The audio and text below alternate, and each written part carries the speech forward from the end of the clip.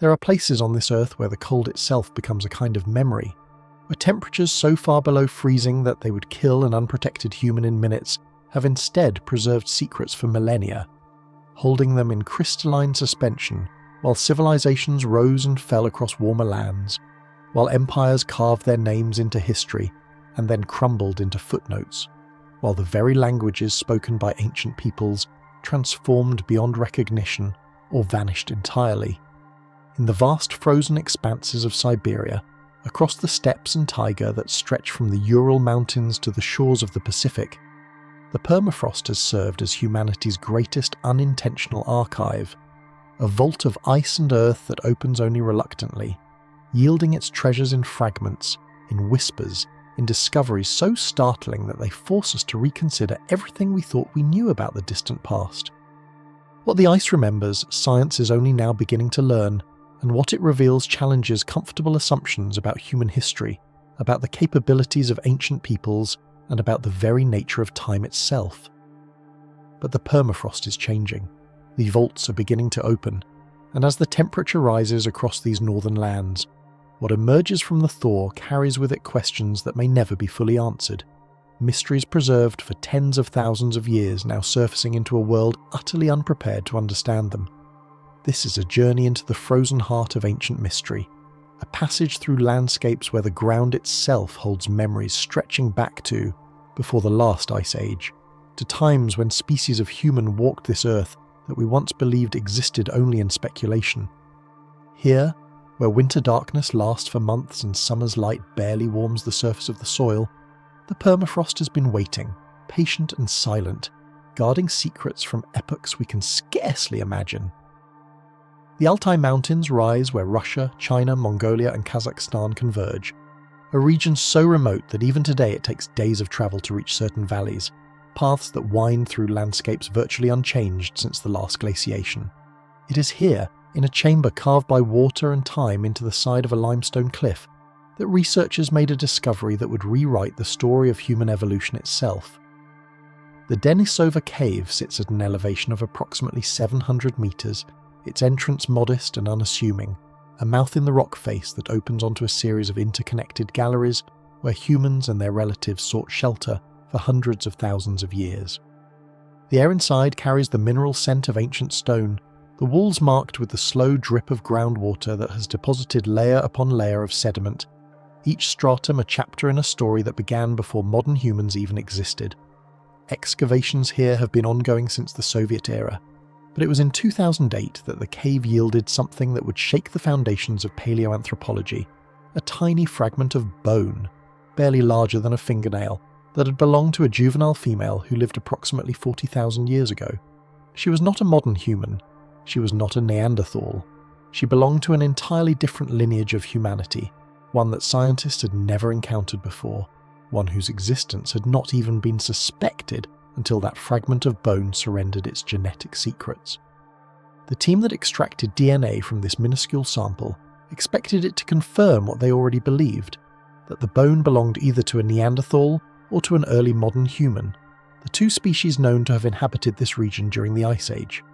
What the analysis revealed instead was a mitochondrial DNA sequence divergent enough from both Neanderthals and modern humans to represent a separate hominin population, a third type of human that had lived alongside and interbred with both of the others. The scientific community named them Denisovans, after the cave where they first emerged from the deep silence of time, and in the years since additional fragments have been recovered, including teeth so large and robust that they initially seemed to belong to some kind of cave bear. Their morphology unlike anything seen in the hominin fossil record. Dating of these remains has produced results that stretch credulity, suggesting a presence in this cave spanning at least 200,000 years, perhaps longer, a continuity of occupation that implies either an incredibly stable population or repeated returns to this specific location across countless generations. But the conventional tools available during that immense span of time, simple stone implements, cannot easily explain certain aspects of what the Denisovans left behind, nor can they account for the genetic evidence that these enigmatic people spread across a vast range that extended from Siberia to Southeast Asia, their DNA still present today in populations from Tibet to the islands of Melanesia. How did a species equipped with Stone Age technology travel such distances? What drove them across the frozen wastes and the tropical seas? And why, after hundreds of thousands of years of existence, did they vanish so completely that we knew nothing of them until a bone fragment the size of a coin spoke from the depths of a Siberian cave? The mainstream interpretation frames the Denisovans as another branch of the human family tree, cousins to both Neanderthals and modern humans, their disappearance part of the same process of replacement and absorption that claimed the Neanderthals as well. According to this view, they simply interbred with arriving modern humans until their distinct genetic signature was diluted into the populations that would eventually dominate the planet. Yet certain aspects of their legacy resist such tidy explanation. The percentage of Denisovan DNA found in modern Tibetan populations includes genes that confer remarkable adaptation to high-altitude environments, the ability to thrive in conditions where oxygen levels would leave most humans gasping, a genetic gift that enabled settlement of the world's highest plateau. This is not merely passive inheritance, but evidence of sophisticated biological adaptation that took thousands of generations to develop, a refinement of the human organism that suggests these supposedly primitive ancestors possessed capabilities we're only beginning to appreciate. More puzzling still, traces of Denisovan genetics appear in populations separated by thousands of miles of ocean, in peoples whose ancestors would have had to cross significant water barriers to reach the islands where they eventually settled. Did the Denisovans possess seafaring capabilities that conventional archaeology does not recognize? Were they navigators of ancient waters, their vessels long since rotted into nothing, their voyages remembered only in the genetic code of distant descendants? The cave provides no direct answers, only more questions, each layer of sediment peeling back to reveal additional mysteries rather than satisfying conclusions. What makes the Denisova finds even more remarkable is what else the cave has preserved. The permafrost temperatures within certain chambers have maintained organic materials that would have decayed to nothing in warmer climates, including a bracelet crafted from chloritolite, a stone so hard that working it would require tools of exceptional sophistication, and bearing traces of a perforation that appears to have been drilled rather than chipped, a technique not believed to have been available during the period when the bracelet was made. The green colour of the stone, its careful shaping, the precision of the hole through which a cord could be threaded, all these speak to an aesthetic sensibility, a desire for beauty and personal adornment that challenges stereotypes about brutish Ice Age humans grunting around campfires. What was the bracelet's significance? Was it a gift?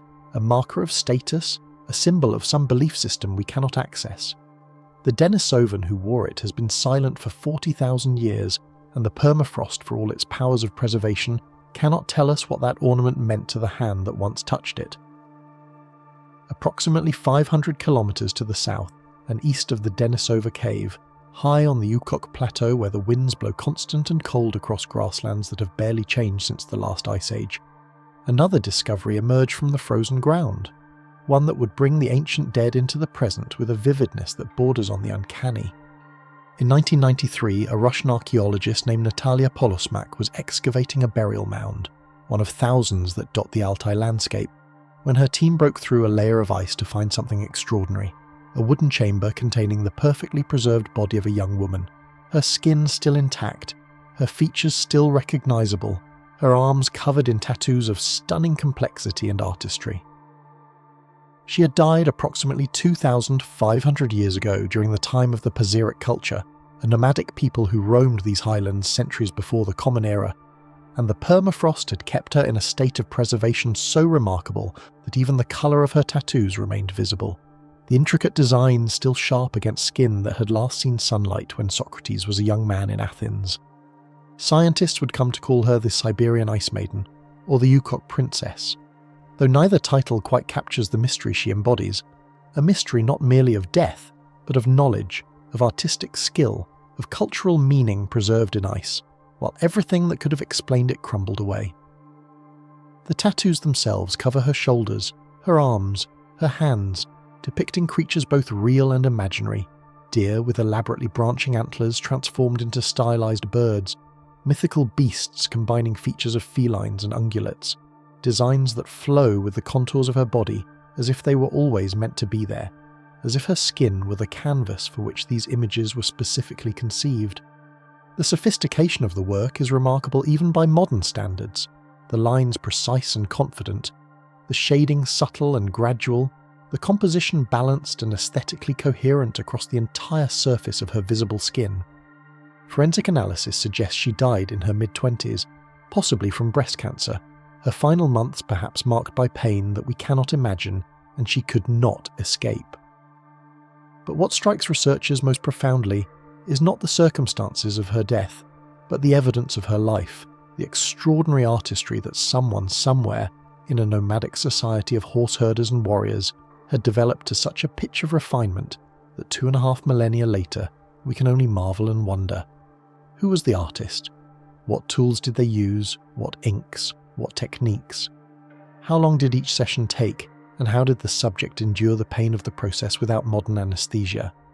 The permafrost preserved the result but not the method, the image but not the knowledge, leaving us to stare at patterns whose meaning we can only guess at and whose creation we cannot replicate. The Pazyryk culture produced many such burials, wealthy nobles interred with their horses, their possessions, and sometimes their servants or companions, tombs filled with textiles, metalwork, and wooden carvings that reveal an artistic tradition of astonishing sophistication.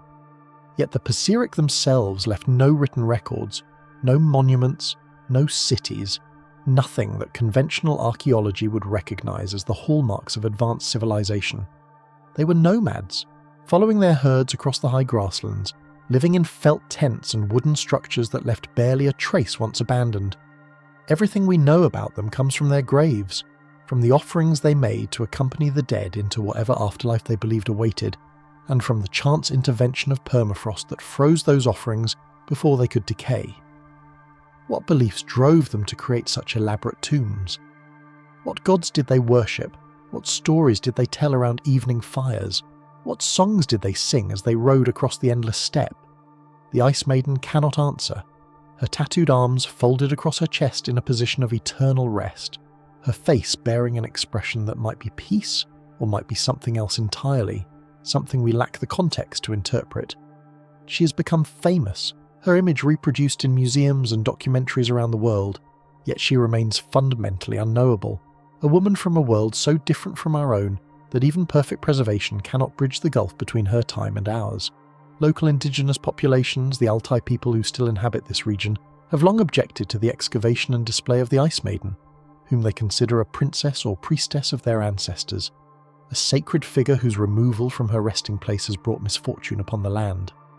They point to earthquakes, to floods, to outbreaks of disease that followed her excavation, and they speak of dreams in which she appears, demanding to be returned home.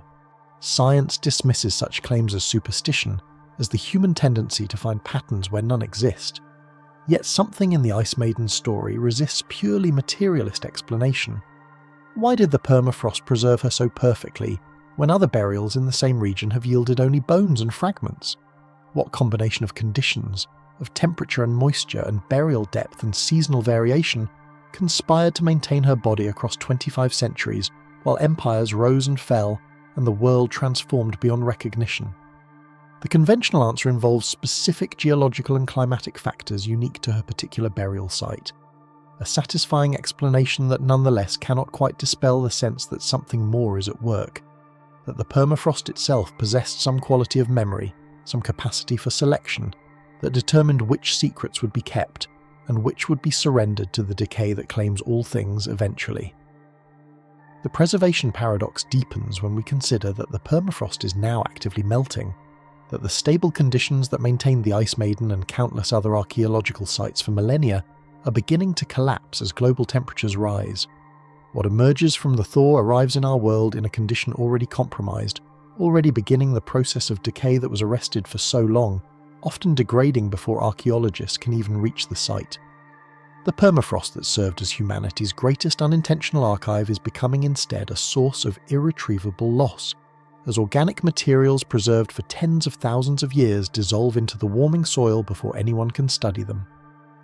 In this light, the Ice Maiden represents not just a remarkable discovery but a warning, a glimpse of what we have already lost and what we stand to lose further, knowledge preserved by accident now being destroyed by indifference, the great library of the frozen north burning invisibly as temperatures climb. What other bodies lie in the permafrost, awaiting discovery or awaiting destruction? What other tattoos? What other grave goods? What other evidence of lives and beliefs and artistic traditions we cannot imagine? The Ice Maiden was found by chance, her mound one of thousands that have never been excavated, and each passing summer brings warmer temperatures. Each thaw cycle penetrates deeper into the frozen ground. Each year reduces the window during which rescue archaeology might salvage what remains. 300 kilometers to the north of the Ukok Plateau in the Republic of Khakassia, the landscape shifts from alpine grasslands to rolling steppe, broad valleys where cattle now graze and where, millennia ago, cultures we can barely identify constructed monuments of stone that still stand against the Siberian sky. The Salbyk kurgan rises from this land like an ancient ambition made solid, the largest of the burial mounds in what was once a vast ceremonial landscape, surrounded by standing stones that weigh up to 50 tons each and that were transported from quarries tens of kilometers away. The main burial chamber, constructed approximately 2,500 years ago during the Tagar culture period, was covered by an earthen mound that originally rose 25 to 30 meters high, a pyramid of soil held in place by a square retaining wall of massive granite slabs, each slab carved and fitted with a precision that suggests knowledge and techniques we do not fully understand. What makes Salbyk remarkable is not merely its size, but the questions it raises about logistics, about social organisation, about the priorities of a culture that would dedicate such immense resources to housing the dead. The standing stones at Salbyk weigh between 20 and 50 tons, and the nearest source of suitable granite lies over 20 kilometres distant, across terrain that includes river crossings, elevation changes, and soil conditions that would make transport extraordinarily difficult. Conventional archaeology explains their movement through the use of rollers, sledges, levers, and vast quantities of human labour, the same explanation offered for megaliths around the world, from Stonehenge to the Easter Island Moai. The explanation is reasonable, plausible, consistent with what we know about the capabilities of pre-industrial societies, and yet something about it feels incomplete, as if the human effort involved has been acknowledged but not fully appreciated, as if the question of why anyone would undertake such effort remains unanswered. The Tagar culture was not centralised in the way that Egypt or Mesopotamia was centralised. There was no pharaoh commanding the resources of an entire nation, no bureaucratic apparatus tracking labour contributions and food supplies. Yet somehow stones weighing as much as a loaded transport truck were moved across the steppe and erected with mathematical precision around a burial that, when excavated in 1954, was found to have been looted in antiquity, its contents scattered or destroyed by grave robbers who cared nothing for the cultural significance of what they disturbed. The effort expended on Salbyk was immense, the reward for that effort seemingly nothing more than a monument to mortality, a statement against impermanence that has itself proven impermanent, its mound eroded, its chambers violated, its original meaning lost. What strikes visitors to Salbyk most forcefully is the alignment of the monuments, the way the standing stones form a precise square oriented to the cardinal directions, the way the entrance faces east toward the rising sun, the way smaller burial mounds in the surrounding landscape seem to follow a deliberate pattern related to astronomical events. The Tagar culture left no written records, no texts explaining their beliefs, yet the physical evidence suggests a cosmology, a worldview in which the orientation of the dead mattered, in which the relationship between the tomb and the heavens was not accidental but essential. Were they tracking solstices, equinoxes, the movements of stars across the Siberian night sky? Did the stones serve some calendrical function, marking the passage of seasons for communities whose survival depended on knowing when to move their herds, when to expect the snows, when the brief summer would arrive? Or did the astronomical alignment serve a purpose we cannot access, a religious or spiritual function that made perfect sense within a belief system now utterly lost? The stones cannot tell us, their surfaces weathered by millennia of Siberian winters, whatever symbols or inscriptions they might once have borne, erased by wind and ice and time. The question of labour haunts Salbyk as it haunts all megalithic sites. Modern estimates suggest that moving and erecting the stones would have required hundreds if not thousands of workers, coordinated over months or years, fed and housed and organised during a process that offered no immediate practical benefit. The Tagar economy was based on pastoral nomadism supplemented by some agriculture. a mode of life that typically leaves little surplus for monumental construction, that demands mobility rather than the fixed investment represented by massive stone architecture. How did they do it? The practical answer involves seasonal labour during periods when herding duties were lighter, the accumulation of surplus over many years, the possible involvement of multiple communities combining their efforts for a project of shared religious significance. But this answer, while plausible, cannot quite explain the scale and precision of what was achieved, cannot bridge the gap between subsistence economics and monuments that would challenge modern construction capabilities. Did they possess techniques we have not recognised, forms of knowledge that left no trace in the archaeological record? The permafrost that might have preserved organic evidence, wooden tools, rope, sledge components, has not yielded such artefacts in this region. And so the question remains open. Another mystery preserved not by ice but by absence, by the negative space where evidence should be but is not. South of Salbyk, in the region where the steppe gives way to the southern Urals, lies a site that has drawn comparisons to Stonehenge, to the great cities of Mesopotamia, to patterns found in sacred architecture across the ancient world, a circular settlement whose name has become synonymous with the mysteries of ancient Russia. Arkaim was discovered in 1987, when archaeologists surveying an area scheduled to be flooded by a reservoir noticed the traces of concentric walls visible from the air, circular patterns in the earth that bore the unmistakable signature of human construction. What they found upon excavation was a fortified town dating to approximately 1700 BCE, contemporary with the Middle Bronze Age civilizations of the Mediterranean, a settlement organised according to principles of geometry and astronomy that should not, according to conventional understanding, have existed in the southern Urals at that time. The site consists of two concentric circular walls enclosing approximately 60 attached dwellings, each dwelling incorporating sophisticated features including storm drains, wells, metallurgical furnaces, and what appear to be ceremonial spaces oriented to celestial events. The precision of the layout is remarkable, the circles nearly perfect, the radial divisions mathematically regular, the orientation calibrated to solstices and equinoxes with an accuracy that speaks to careful observation and deliberate planning. Mainstream archaeology interprets Arkaim as a settlement of the Sintashta culture, a Bronze Age people known for early chariot development and extensive metallurgical activity. Their presence in this region part of a broader pattern of Indo-European expansion across the Eurasian steppes.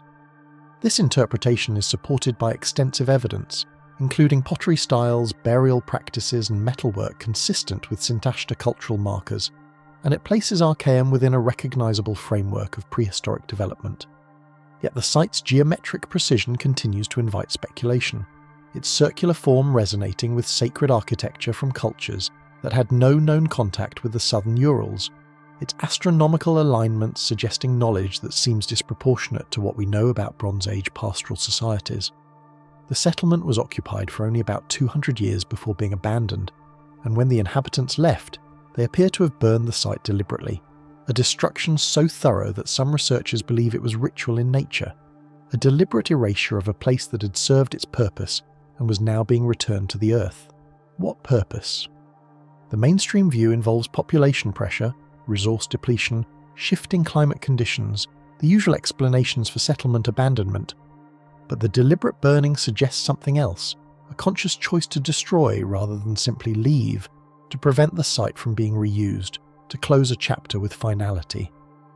What knowledge did Arkaim embody that its inhabitants felt must be destroyed when they departed? What secrets did they wish to keep from those who might come after? The geometry of Arkaim has attracted intense interest from researchers both mainstream and fringe, some seeing in its concentric circles a representation of cosmological beliefs, others detecting astronomical alignments that would have required sophisticated mathematical understanding to achieve. The outermost wall forms a circle approximately 160 metres in diameter, while the inner wall encloses an area of approximately 85 metres, the ratio between them corresponding to geometric principles documented in ancient texts from far distant cultures.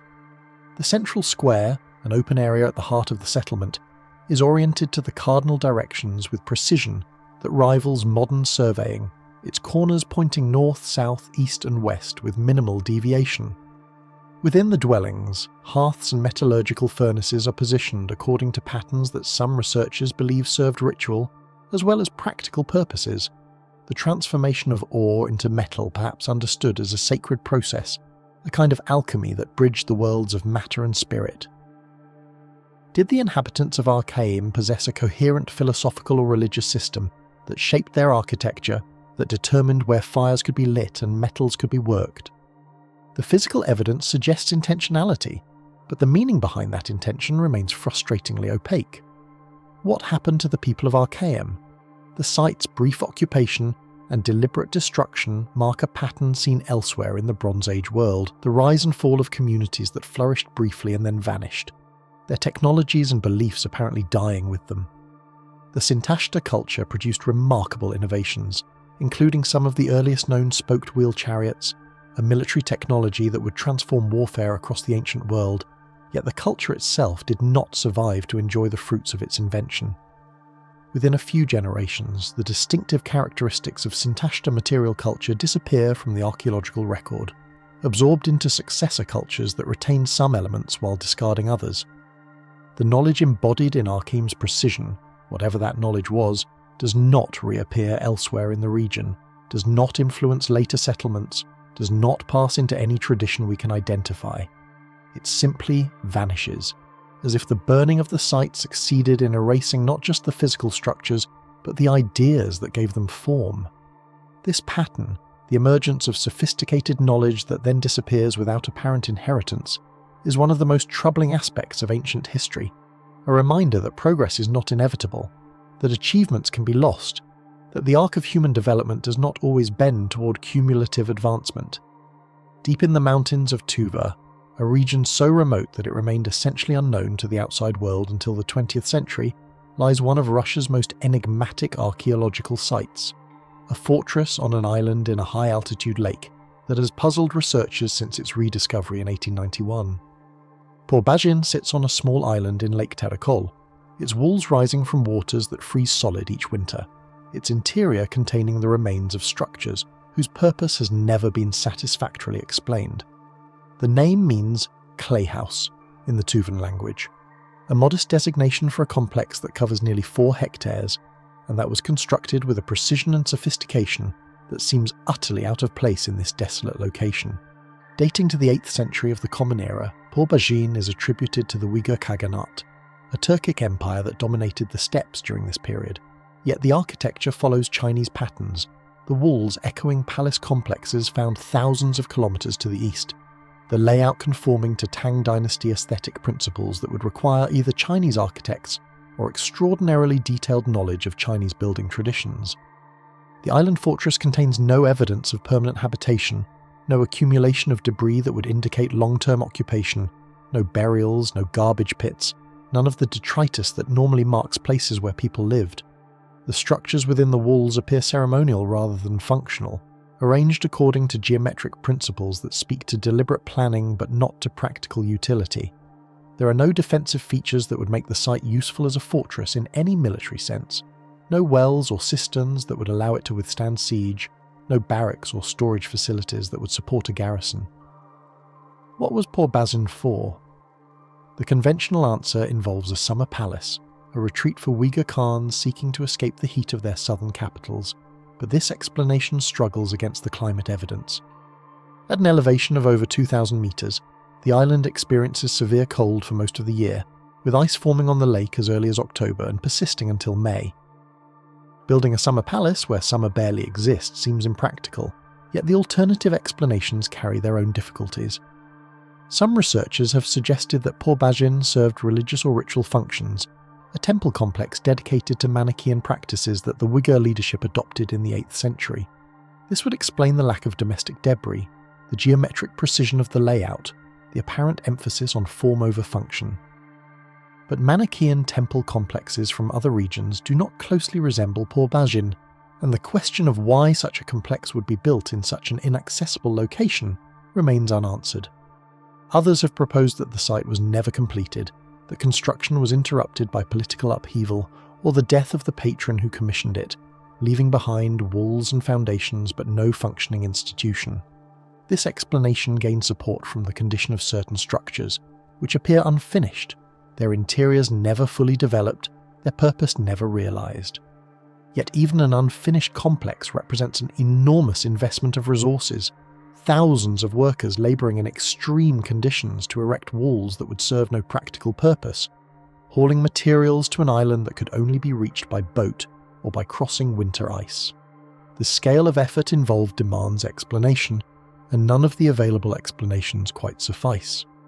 The permafrost beneath Pobazin is now melting, and as it does, the foundations of the fortress are shifting, the walls tilting and cracking as the ground that has supported them for over 1,000 years loses its stability. Rescue excavations have been conducted, teams racing against time to document what remains before it collapses into the warming lake. But funding limitations and the site's extreme remoteness have prevented comprehensive investigation. What secrets might lie beneath the fortress? What artifacts might have been buried or lost during its brief existence? What evidence might clarify its purpose? The thaw that threatens the site also promises revelation, as melting ice exposes materials that have been sealed for centuries. But the window for discovery grows narrower each year. Pobazin stands as both mystery and warning, a monument to human ambition that has outlasted the culture that built it. Now facing destruction not from neglect or violence, but from the slow warming of a climate that preserved it for 1,200 years. In its fate we see a pattern that repeats across Siberia, the ice that kept secrets now surrendering them to a world that may not be ready to receive them, may not have time to understand them before they dissolve into the chaos of uncontrolled thaw. North of Pobazin, in the Irkutsk Oblast, the taiga forest stretches in every direction, a sea of larch and pine interrupted by rivers, marshes, and occasional clearings where the trees have never grown or have died from causes that local people cannot explain. In one such clearing, discovered in 1949 by a geologist named Vadim Kolpakov, rises a formation so strange that decades of investigation have failed to explain it. A conical mound of shattered rock approximately 80 meters in diameter and nearly 40 meters high, standing alone in a landscape where such structures have no right to exist. The Patomskiy crater, as it has come to be known, resembles nothing so much as a volcanic cone. Its slopes composed of angular limestone blocks, arranged in concentric rings that give it an almost organic appearance, as if it grew from the earth rather than being placed there by some identifiable force. Yet there is no volcanic activity in this region, no geological mechanism that could produce such a formation, no explanation that satisfies all the available evidence. Kolpakov, upon discovering it, described it as the most mysterious natural object he had encountered in his career, a sentiment that researchers have echoed in the 7 decades since. The local Yakut people avoid the area, calling the crater the Fire Eagle Nest, and associating it with misfortune and strange occurrences. They speak of animals refusing to approach, of compass needles spinning without cause, of an atmosphere of unease that settles over those who venture too close. Such reports are easy to dismiss as superstition, as the human tendency to mythologize what cannot be explained. Yet similar accounts appear in the records of scientific expeditions, researchers noting unusual phenomena that they cannot account for and that they carefully avoid emphasizing in their published work. What is the Patomskiy crater? The mainstream hypotheses include an unusual phreatic eruption, a gas explosion from deep underground, even an ancient meteorite impact that somehow produced this unique form. Each hypothesis encounters objections, inconsistencies with the physical evidence, features of the crater that do not match what such processes would be expected to produce. The most recent investigations have dated the crater's formation to approximately 500 years ago, though some researchers argue for a much older origin, and the question of what force shaped it remains genuinely open, a puzzle that resists solution. The formation stands approximately 100 kilometers from the nearest settlement, accessible only by helicopter or by days of hiking through dense taiga, where bears and wolves still roam freely. Its isolation has protected it from casual investigation, but has also prevented the sustained research that might eventually yield answers. The permafrost in this region is discontinuous, present in some areas and absent in others depending on local conditions, and the crater itself shows evidence of both frozen and unfrozen ground, a complexity that complicates interpretation of its structure.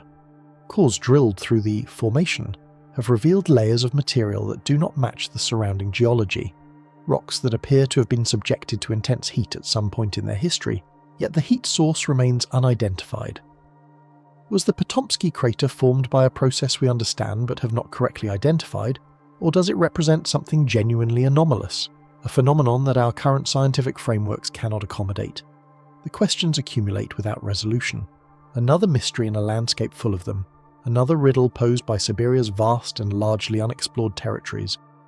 Among all the secrets that the frozen earth has yielded, perhaps none challenges our understanding of human history more directly than an object discovered in 1890 in a peat bog near the city of Yekaterinburg, a wooden sculpture so old that its existence seems to defy the very nature of organic preservation. The Shigir Idol, as it has come to be known, is a carved wooden figure that stands nearly 3 meters tall in its present reconstructed form, though fragments suggest it originally reached heights of over 5 meters, an imposing presence covered with geometric patterns and stylized faces whose meaning has been debated for over a century.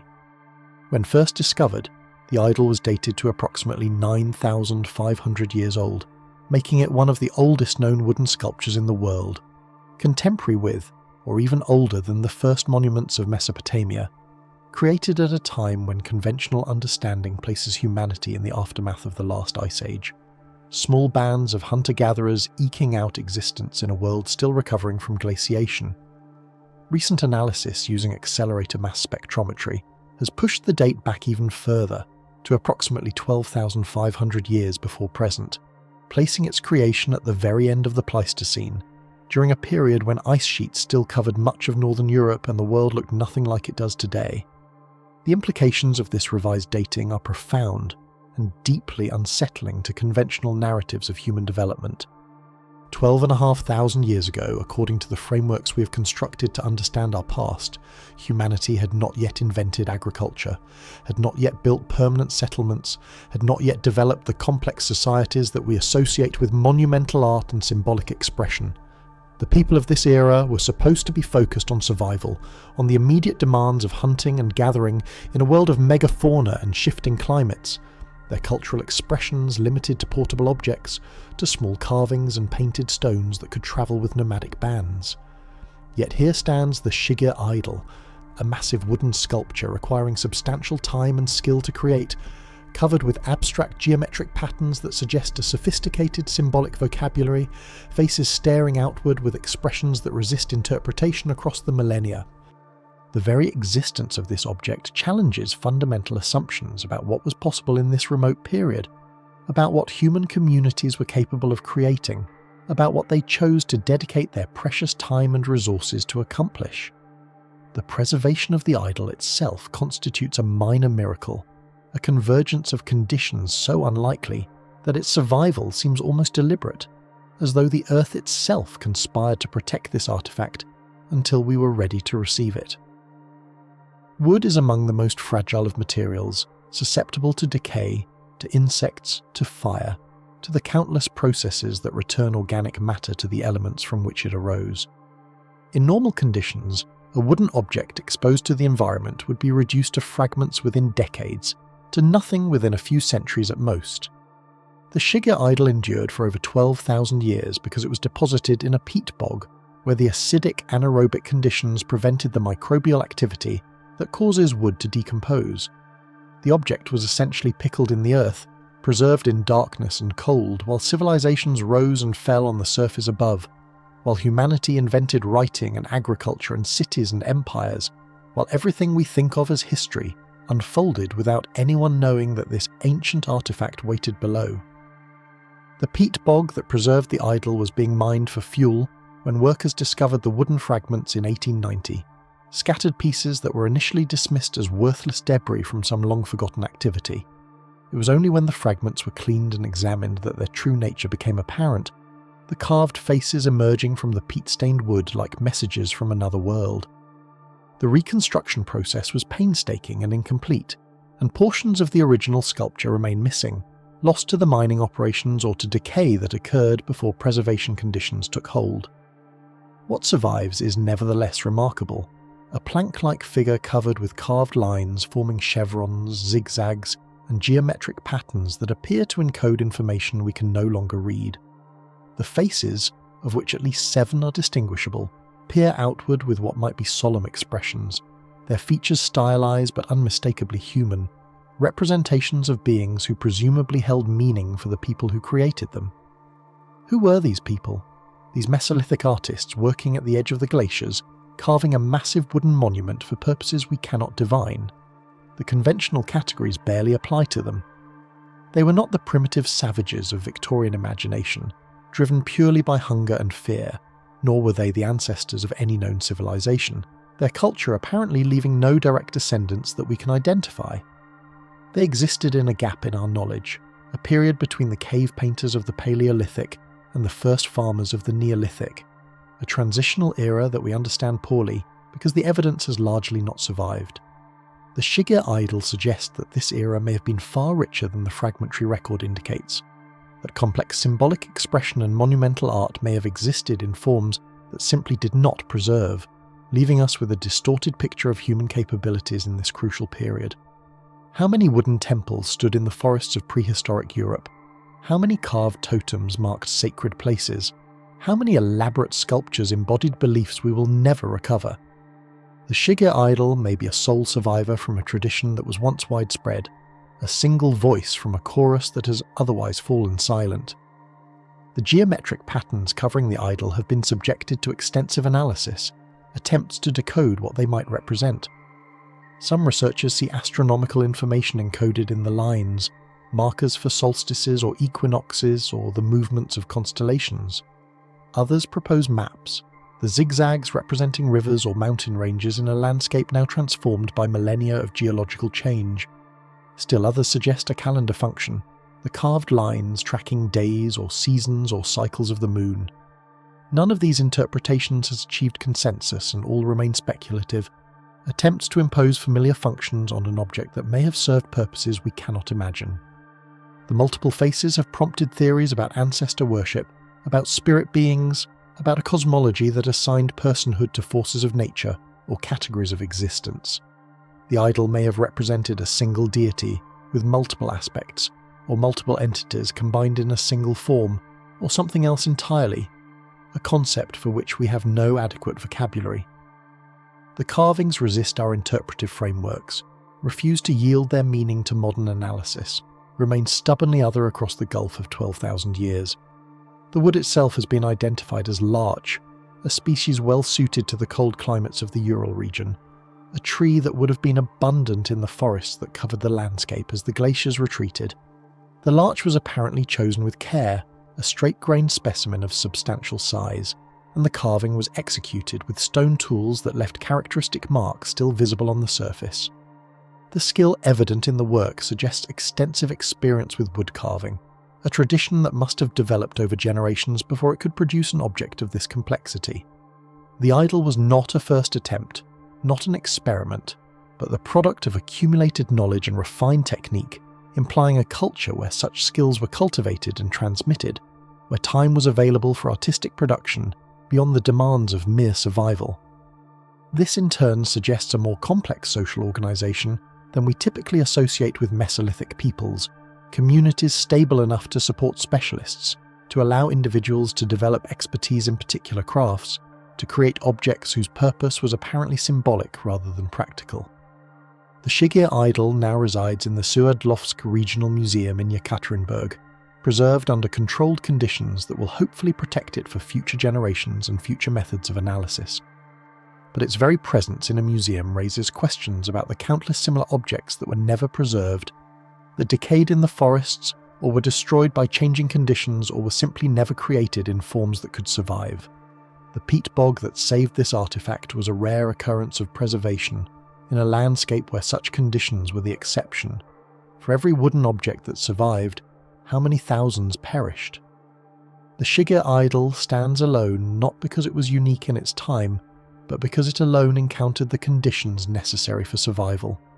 It is a messenger from a lost world, a world where human creativity expressed itself in materials that time devoured, leaving us with stone tools and bone fragments that represent only a fraction of what these people produced.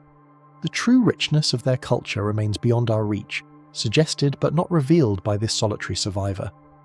The discovery and redating of the Shigir Idol has prompted reconsideration of other wooden artifacts from the period, objects that were previously dismissed as later intrusions or contaminated samples. If preservation conditions could maintain wood for 12,000 years in the Urals, similar conditions might exist elsewhere, and objects previously assumed to be more recent might prove far older than supposed. The implications ripple outward through the archaeological record, forcing reassessment of what we thought we knew about the capabilities of early humans, about the complexity of societies that left few material traces, about the richness of inner lives that expressed themselves in media that have largely vanished. The Shigir Idol is not just an artifact but a challenge, a demand that we revise our assumptions about the past and acknowledge how much remains unknown. Standing before a replica of the idol, one cannot help but feel the weight of those 12,000 years, the countless generations that lived and died while this object waited in the darkness of the peat. The carved faces seem to look through the viewer, past the modern world with its technologies and certainties, towards something we cannot see. What did they know, these ancient carvers? What beliefs animated their work? What visions guided their hands? What messages did they encode in patterns we can no longer read? The idol refuses to answer, preserves its secrets as the permafrost preserves its form, offers presence without meaning, existence without explanation. It is one of the oldest works of art created by human hands, older than the pyramids by millennia, older than agriculture, older than almost everything we think of as civilization. And it remains utterly mysterious, a riddle carved in wood and preserved by cold, another secret yielded by the frozen earth that has only deepened the mystery of who we are and where we came from. From the peat bogs of the Urals, our journey turns northeast, toward a region where the frozen earth has begun to surrender secrets of a different kind, secrets that speak not to the past but to the present and future, to processes unfolding now that may reshape the landscape in ways we are only beginning to understand. The Yamal Peninsula extends into the Arctic Ocean, like a finger pointing toward the pole, a vast expanse of tundra where reindeer herders have followed their flocks for centuries across land that remains frozen for most of the year. Beneath the surface, the permafrost here extends to depths of hundreds of meters, a legacy of ice ages past that has kept the ground locked in frozen stability since before recorded history began.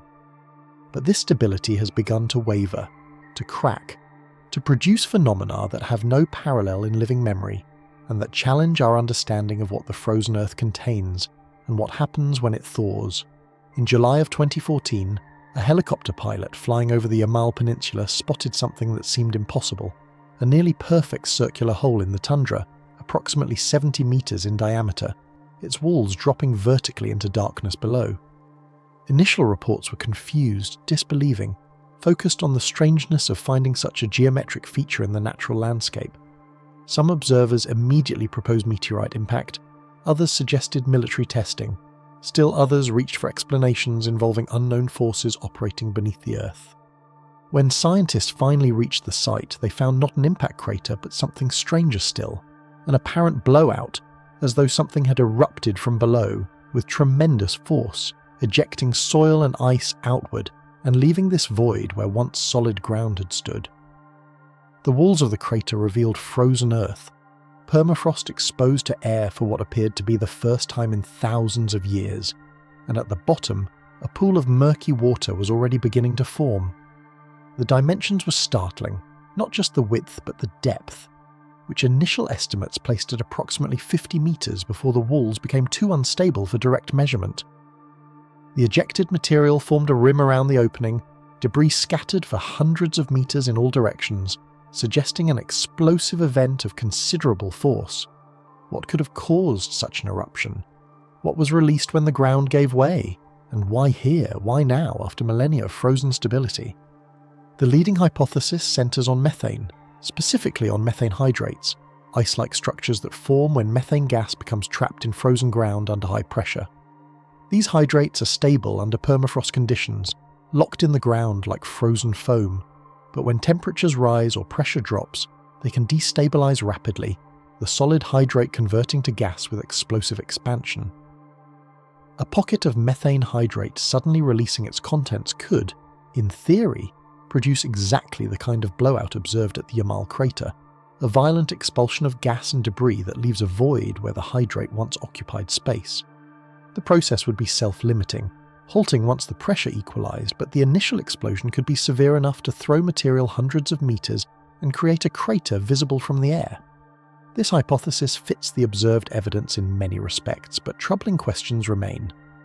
Why would a methane hydrate pocket suddenly destabilize after remaining stable for thousands of years? The answer presumably relates to climate change, to warming temperatures that have pushed the permafrost toward its threshold of stability, but the specific mechanism is unclear. Did warming proceed gradually until it crossed some critical limit? Or was there a triggering event, a particularly warm summer, or a fire that temporarily increased ground temperatures? How many other hydrate pockets exist beneath the Yamal tundra, waiting for conditions to align for their own explosive release? And what does the formation of these craters portend for the future, not just of this region, but of the global climate, given that methane is a far more potent greenhouse gas than carbon dioxide? The 2014 crater was not an isolated event. Subsequent surveys discovered additional craters elsewhere on the Yamal Peninsula and in neighbouring regions, some freshly formed, others apparently older and partially filled with water, their origins masked by vegetation and erosion. The pattern suggested a phenomenon that was ongoing, perhaps accelerating, producing features that would have been noticed by indigenous herders, but that had never been documented by scientists before. The Nenets people who herd reindeer across this landscape reported that such features were not unprecedented, that similar holes had appeared in the past, that the land sometimes erupted without warning, that the tundra could not always be trusted to remain solid beneath one's feet. Their accounts, like the Yakut warnings about the Patomskiy crater, had been dismissed as folklore, as exaggeration, as the tendency of traditional peoples to dramatize natural events. Now those accounts appeared prescient, knowledge preserved through generations that science was only beginning to catch up with. The methane released by these craters does not simply dissipate, it rises into the atmosphere, where it contributes to the greenhouse effect that is warming the planet, which in turn destabilizes more permafrost, which releases more methane, in a feedback loop that climatologists have long warned about, but that is now becoming observable in real time. The Yamal craters are visible symptoms of a process that is largely invisible, the slow thaw of frozen ground across millions of square kilometers of Arctic terrain, ground that contains an estimated twice as much carbon as is currently in the atmosphere, carbon that has been locked away for tens of thousands of years and is now beginning to return to the cycle. The implications are difficult to overstate. If even a fraction of this stored carbon is released as methane over the coming decades, it could accelerate warming beyond anything that current models predict, pushing the climate towards states that have no precedent in human history. But the Yamal craters are not just harbingers of climate change. They are also windows into the frozen Earth, glimpses of what lies beneath the surface that we normally cannot access. The exposed walls reveal layers of sediment and ice that have accumulated over millennia, a stratigraphy of frozen time that preserves evidence of past climates, past ecosystems, past events that left their mark in the accumulating material. Scientists who have studied the craters have found not just ice and soil, but organic matter, plant material, ancient roots, the remains of creatures that lived when this ground was last unfrozen, preserved in a state that allows detailed analysis of conditions thousands of years in the past. The craters are destructive events, but they are also revelatory, forcing the Earth to yield secrets it would otherwise have kept indefinitely. One of the most striking aspects of the Yamal phenomenon is its speed. The transition from stable frozen ground to explosive blowout can apparently occur in a matter of hours or days, transforming familiar terrain into hazardous wasteland without warning. Herders who have travelled the same routes for generations find that paths they knew intimately have become impassable, that landmarks they relied upon have vanished, that the tundra itself has become unpredictable in ways that threaten both livelihood and life. Gas infrastructure in the region, pipelines and extraction facilities that depend on stable frozen ground, face risks that were not anticipated when they were built, foundations that were designed for permanent frost now dealing with conditions that change faster than engineering can adapt. The modern economy of the region, built on the assumption that the permafrost would remain as it had always been, finds that assumption invalid, the ground literally shifting beneath structures designed to last decades. The crater walls reveal another phenomenon that has implications extending far beyond the Arctic. As permafrost thaws, it releases not only greenhouse gases but also microorganisms that have been frozen since before recorded history, bacteria and viruses and other life forms that have been locked in suspended animation for thousands or tens of thousands of years. Most of these organisms are presumably harmless, adapted to conditions that no longer exist, unlikely to find hosts or environments where they could thrive. But the possibility remains that some among them could pose risks that we cannot anticipate, pathogens for which modern populations have no immunity, diseases that were extinct for millennia now returning to circulation. The thawing permafrost is an archive not just of climate but of disease, and as it opens we cannot know what we might release. The Nenets herders speak of the land with a respect that borders on reverence, an acknowledgement that the tundra they traverse is not merely passive terrain, but an active presence with its own moods and intentions. They have learned, over generations, to read the signs that indicate safe passage, to recognise the slight changes in vegetation or snow cover that suggest unstable ground below, to navigate a landscape that is never entirely predictable, and that punishes overconfidence with swift correction.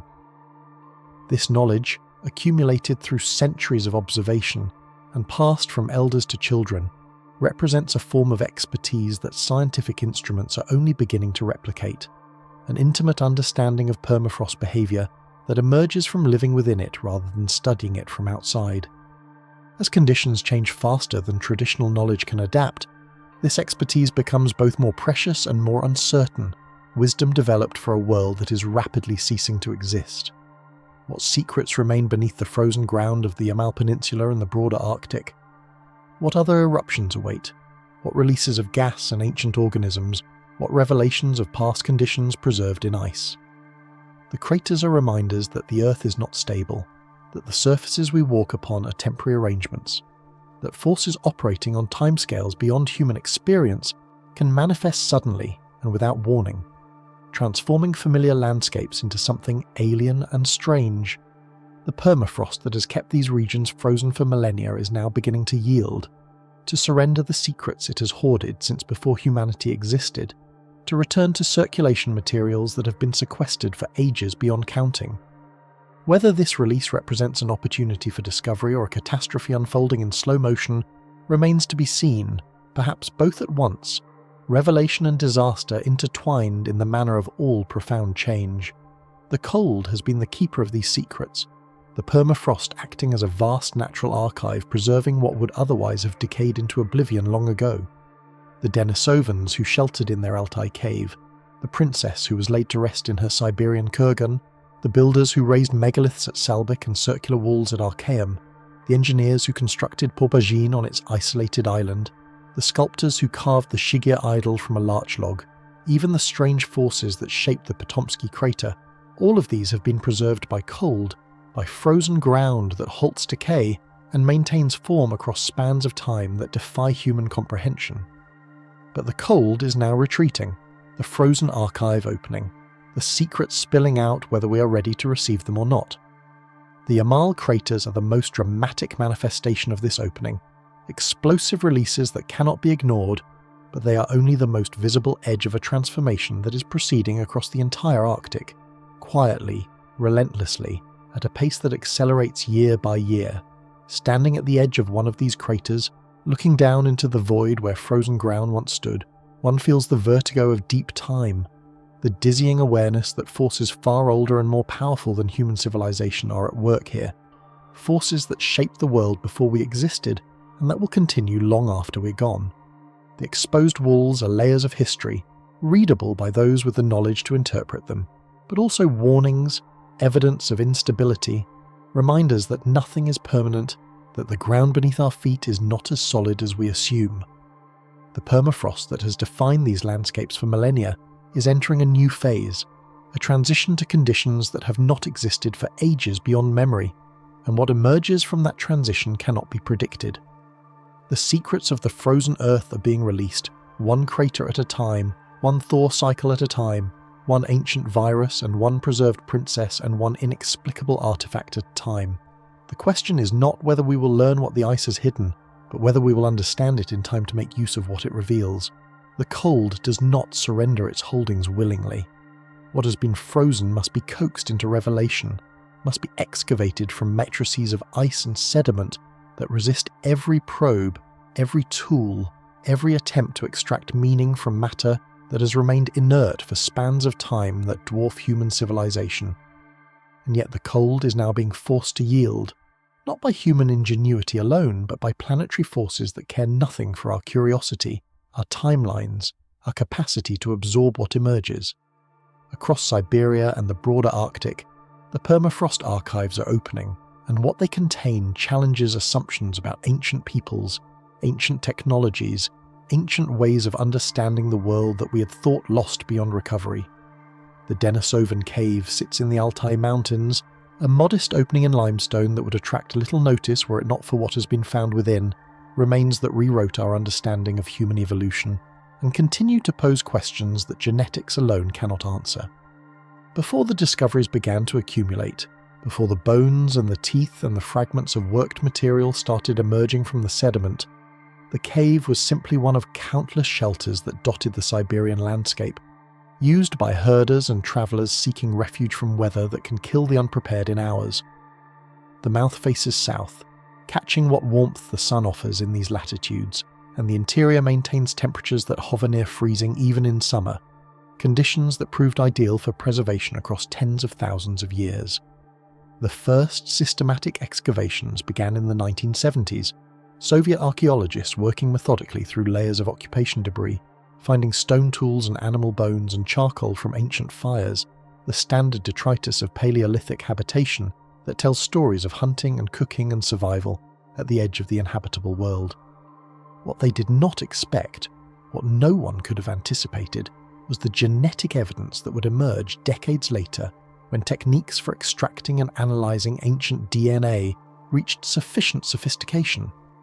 The finger bone was small, a fragment from what appeared to be a child, unremarkable in appearance and initially catalogued as simply another Neanderthal specimen from a site already known to contain Neanderthal remains. But when researchers at the Max Planck Institute in Leipzig extracted mitochondrial DNA from the fragment in 2010, the sequences they obtained matched neither modern humans nor Neanderthals, falling instead into a category of their own, evidence of a previously unknown hominin population that had lived and died in this cave perhaps 50,000 years ago.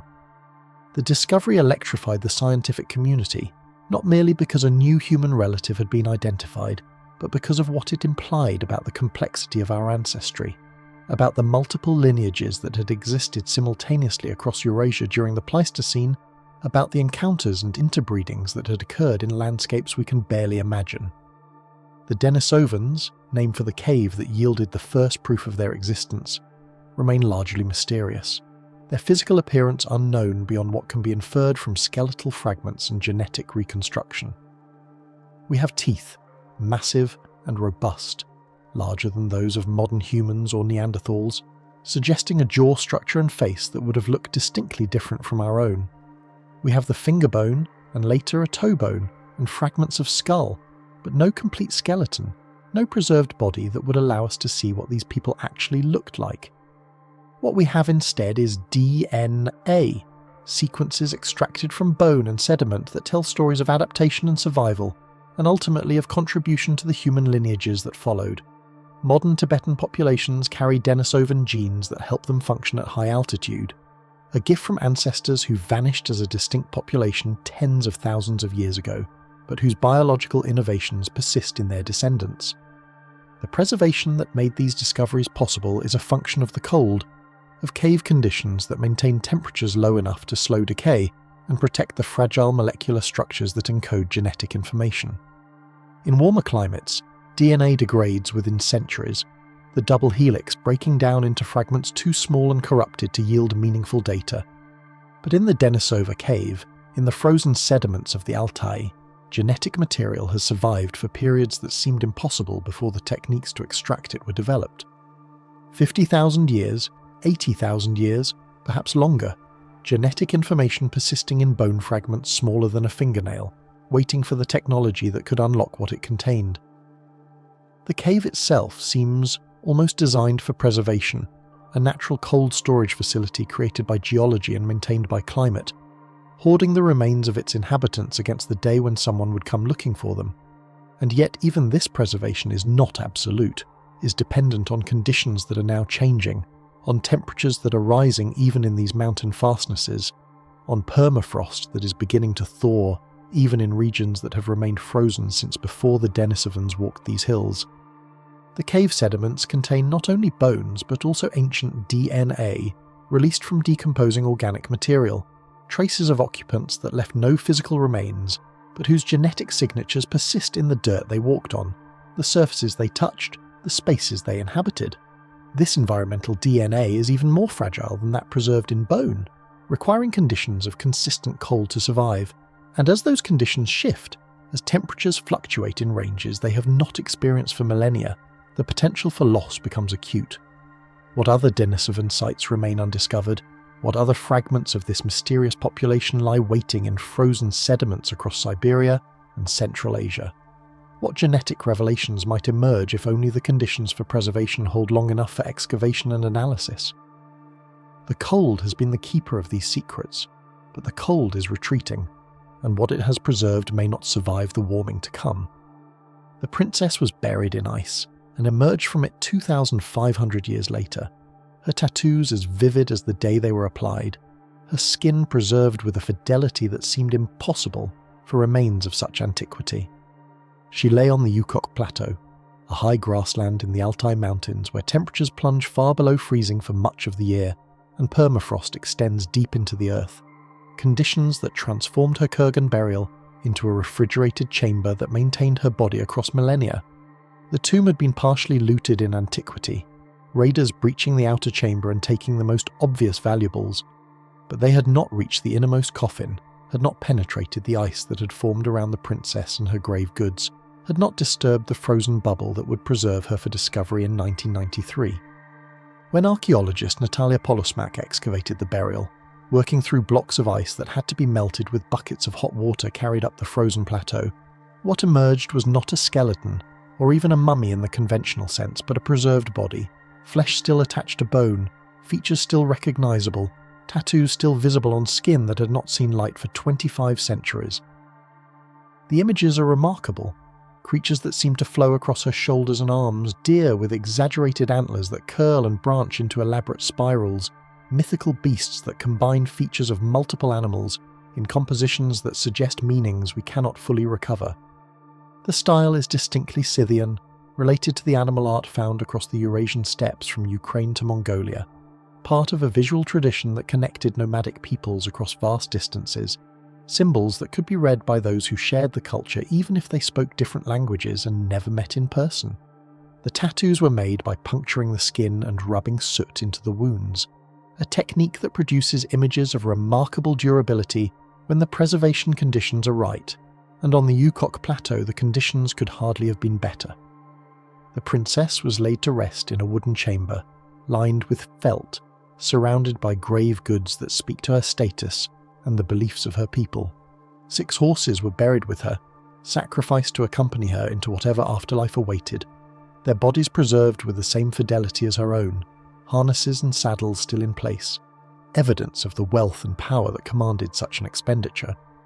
A meal had been left for her journey, meat and cheese and kumis, the fermented mare's milk that sustained steppe peoples through long winters, provisions that had frozen in place and remained recognizable after 2.5 millennia.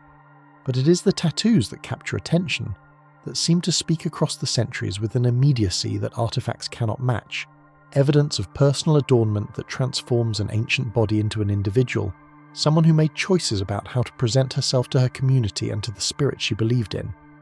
What did these images mean to the woman who wore them? Were they markers of status, of clan affiliation, of achievements in war or ritual?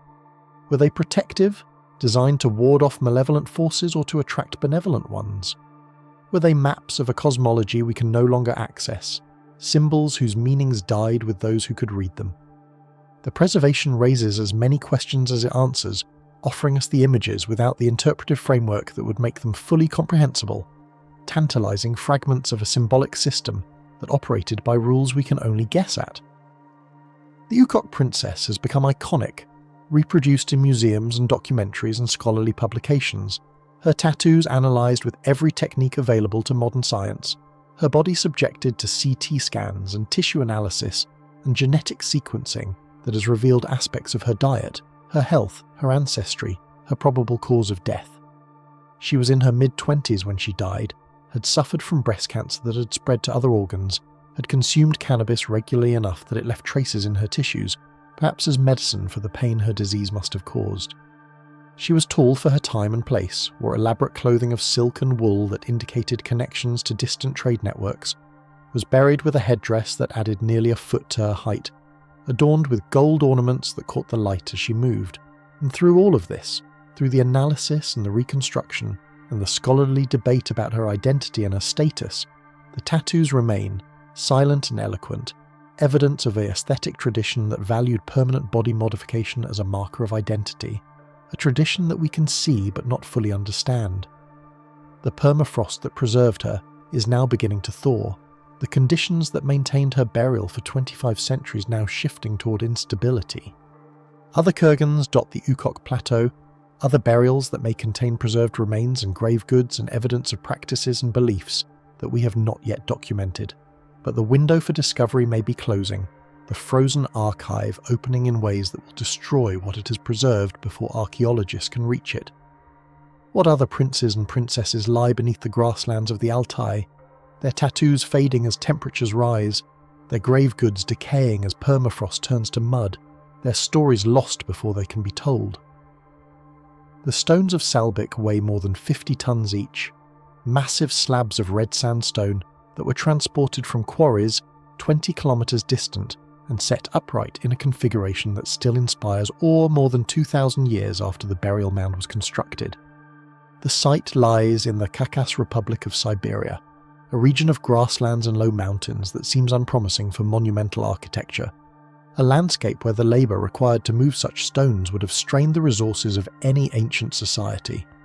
And yet there they stand, 9 great megaliths marking the corners and sides of an enclosure that once contained the burial of a person whose identity we can only guess at, someone important enough to command an expenditure of effort that rivals the achievements of Mediterranean and Near Eastern civilizations.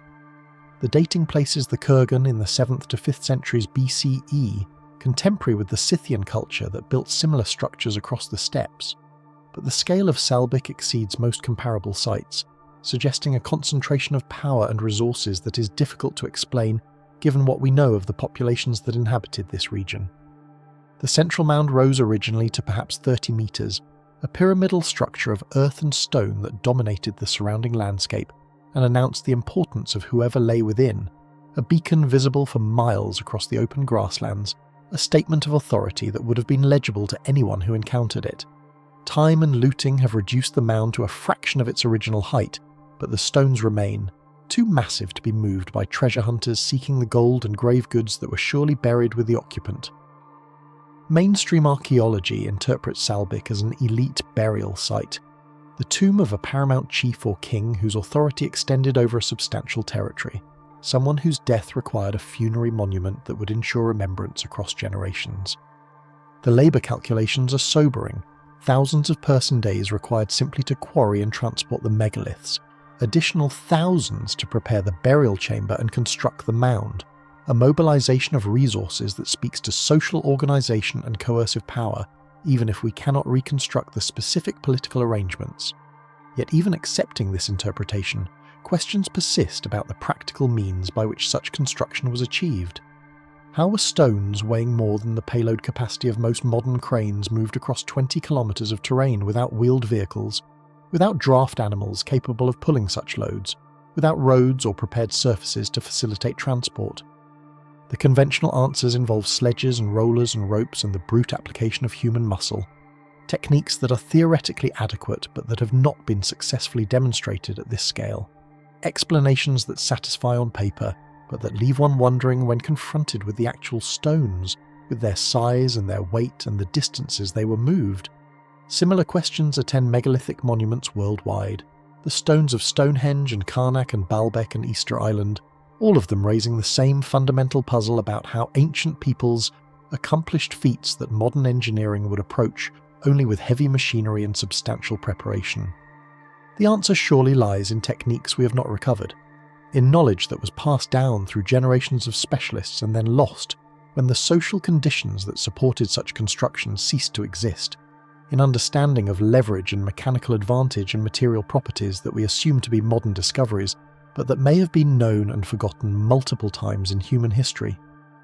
The stones of Salbyk stand as silent testimony to capabilities we cannot fully replicate, monuments to engineering skills that exceeded what the conventional timeline of technological development would predict, evidence that the peoples of the Siberian steppes possessed knowledge we have not attributed to them. And the cold has preserved not only the stones but the organic materials associated with the burial, fragments of wood and textile and bone that have survived in frozen sediments, materials that would long since have vanished in warmer climates, but that here have persisted across 2.5 millennia, waiting for excavation and analysis. What can these fragments tell us about the rituals that accompanied the construction, the beliefs that motivated such expenditure, the social arrangements that made it possible? The permafrost that has protected these materials is now beginning to warm, the conditions that maintain them destabilizing, and what emerges from that thawing may be the last opportunity we have to understand what Salbyk meant to those who built it. Arkaim rises from the Ural steppe in concentric rings, a city laid out with geometric precision that seems impossible for the Bronze Age, walls and houses arranged in patterns that suggest planning and mathematical understanding we do not associate with peoples of 4,000 years ago. The site was discovered in 1987, almost accidentally, when archaeologists surveying an area slated for reservoir flooding noticed anomalies in aerial photographs, circular structures barely visible beneath centuries of accumulated sediment. What they excavated over the following years astonished them. A planned settlement unlike anything previously documented in this region. A city built to a unified design that incorporated astronomical alignments and sophisticated understanding of geometry and material science. The outer wall describes a circle approximately 160 meters in diameter, with 4 gates oriented to the cardinal directions, openings that frame views of sunrise and sunset on significant dates in the solar calendar. Inside this outer wall, a ring of houses backed against the fortification, each dwelling constructed to the same specifications, each opening onto a central street that followed the curve of the wall. A second inner wall separated this outer ring from an inner ring of houses, and at the centre lay an open plaza that may have served as a gathering place or ritual space, the heart of the settlement around which all else was organised. The precision of the layout is remarkable. Circles that are true circles, walls that meet at consistent angles, dimensions that repeat according to mathematical relationships that suggest a measuring system we have not fully decoded. Mainstream archaeology interprets Arkaim as a settlement of the Sintashta culture, a Bronze Age people who occupied the southern Urals and are associated with some of the earliest chariots yet discovered, innovations in metallurgy and warfare that would eventually spread across Eurasia. The culture flourished between roughly 2100 and 1800 BCE, a brief span during which these innovations emerged and disseminated, before the distinctive settlements were abandoned and the population dispersed or transformed into successor cultures. The Sintashta peoples were metallurgists who developed techniques for bronze production that exceeded what had come before, smelting copper and tin in quantities that required organised mining and long-distance trade, creating alloys with properties suited to the weapons and tools that gave them advantages over neighbouring peoples. Arkaim appears to have been a centre of such production, with evidence of smelting in many of the houses, furnaces and slag and failed castings that speak to an economy organised around metalworking, a specialised settlement whose inhabitants devoted themselves to the transformative technology of their age. Yet even accepting this interpretation, the geometric precision of the settlement remains difficult to explain. The circular layout and cardinal orientation suggesting concerns beyond the purely practical, alignments and proportions that imply astronomical knowledge and perhaps cosmological beliefs that organised not only their buildings, but their understanding of the universe. Was Arkaim a workshop merely, a production centre for bronze goods, or was it also an observatory, a ritual site, a physical model of a cosmos whose structure was expressed in the arrangement of walls and gates and central plaza? The astronomical alignments are suggestive but not conclusive, sunrise and sunset positions that could be coincidental or could reflect intentional design, evidence that invites interpretation but does not compel any single reading. The site was occupied for perhaps 200 years before being deliberately burned, its inhabitants departing and setting fire to the structures they had built with such care, leaving behind only foundations and post holes and the carbonized remains of roof beams that fell as the flames consumed them. Why was Arkaim abandoned? What prompted a population that had invested such labour in construction to destroy their own settlement and leave? The conventional explanations invoke climate change, resource depletion, pressure from neighbouring peoples, the standard causes that archaeologists apply to abandoned sites worldwide, but none of them fully accounts for the deliberate destruction, the burning that was clearly not accidental but chosen, a closing of the settlement that seems to have been as intentional as its opening. What secrets did Arkaim hold that its inhabitants felt compelled to destroy, rather than leave for others to discover? What knowledge did they carry with them when they departed, and where did it go? The fortress of Pobazhin sits on an island in a remote Siberian lake, walls and towers rising from terrain so difficult to access that the site remained virtually unknown until aerial surveys revealed its existence.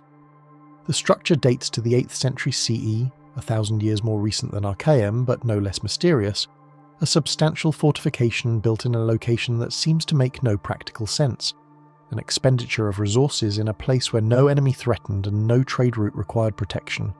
The walls enclose an area of roughly 3.5 hectares, forming a rectangle with towers at the corners and gates that once opened onto causeways connecting the island to the shore, an impressive construction that would have required significant labour and planning to complete. The architectural style is reminiscent of Tang Dynasty Chinese construction, columns and roofs, and layout patterns that suggest connections to the sophisticated civilization that flourished to the south and east, evidence of cultural transmission, or perhaps direct involvement by Chinese builders working far from their homeland.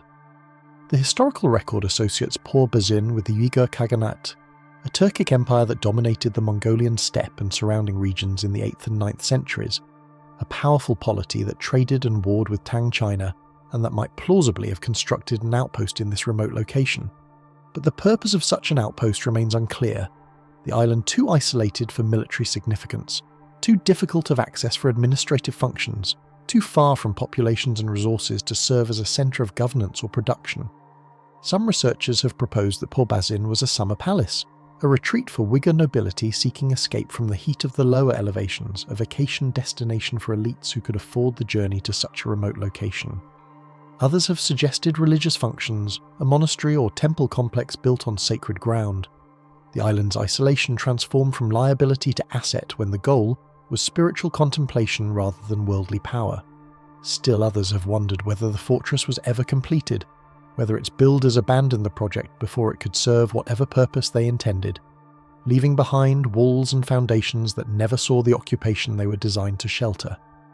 The archaeological evidence is inconclusive, showing limited signs of habitation, few artifacts that would indicate sustained occupation, a puzzling absence of the material detritus that accumulates wherever people live and work. The fortress stands, but it stands empty of the evidence that would explain why it was built and what function it served. The cold has preserved the wooden elements that might otherwise have decayed, beams and columns that have survived 12 centuries in the frozen sediments of the island, materials that offer potential for dendrochronological dating and construction analysis if they can be extracted and studied before conditions change. For the permafrost that underlies Pobazhin is thawing, the ground that has supported these structures destabilizing, the island itself changing shape as ice melts and water levels fluctuate. The fortress is collapsing slowly, walls that have stood for more than a millennium now leaning and cracking as their foundations shift, towers that once commanded views of the surrounding lake now tilting toward inevitable fall. What secrets Pobazhin might reveal are being lost as the permafrost yields, as the frozen archive opens in ways that destroy rather than preserve, as time accelerates for structures that had seemed to exist outside of time. The cold that has protected these mysteries is retreating, and what it leaves behind may be only questions without answers, ruins without interpretation, evidence without explanation. The Shigir Idol emerged from a peat bog in the Ural Mountains in 1890, a carved wooden figure that would prove to be among the oldest known works of representational art, a creation of the Mesolithic period that survived, because waterlogged, Oxygen-poor conditions halted the decay that would otherwise have consumed it within decades of its making. The figure is extraordinary, nearly 5.5 meters tall when reconstructed from the fragments recovered from the bog, a flat plank carved with a face near the top and geometric patterns running down its length, lines and angles that form designs whose meanings have been debated for more than a century. The carving was done with stone tools, the marks of flint blades still visible on surfaces that have been preserved across 11,000 years, techniques that predate metal, that predate agriculture, that reach back to a time when the glaciers of the last ice age were still retreating and the world was transforming into forms more familiar to modern eyes. Recent radiocarbon dating has pushed the age of the idol even further back, to approximately 11,600 years before present, making it more than twice as old as the Egyptian pyramids, contemporary with the earliest phases of the Neolithic revolution in the Fertile Crescent, evidence of symbolic thinking and artistic expression at a time we still think of as primitive. The face at the top of the idol stares outward with an expression that seems to combine surprise and solemnity, a mouth that forms an O and eyes that are represented by simple carved depressions, features that are stylized but immediately recognizable, human yet somehow other, familiar yet strange. Below the face, 7 additional faces appear at intervals along the plank, smaller and less detailed but clearly intentional, a totemic array that suggests multiple beings or perhaps multiple aspects of a single being, a visual statement we cannot read but can recognize as meaningful. The geometric patterns that fill the spaces between faces have been interpreted in various ways, as maps or calendars or clan symbols or representations of concepts we have no words for, designs that clearly meant something to those who carved them but whose significance has been lost across the millennia.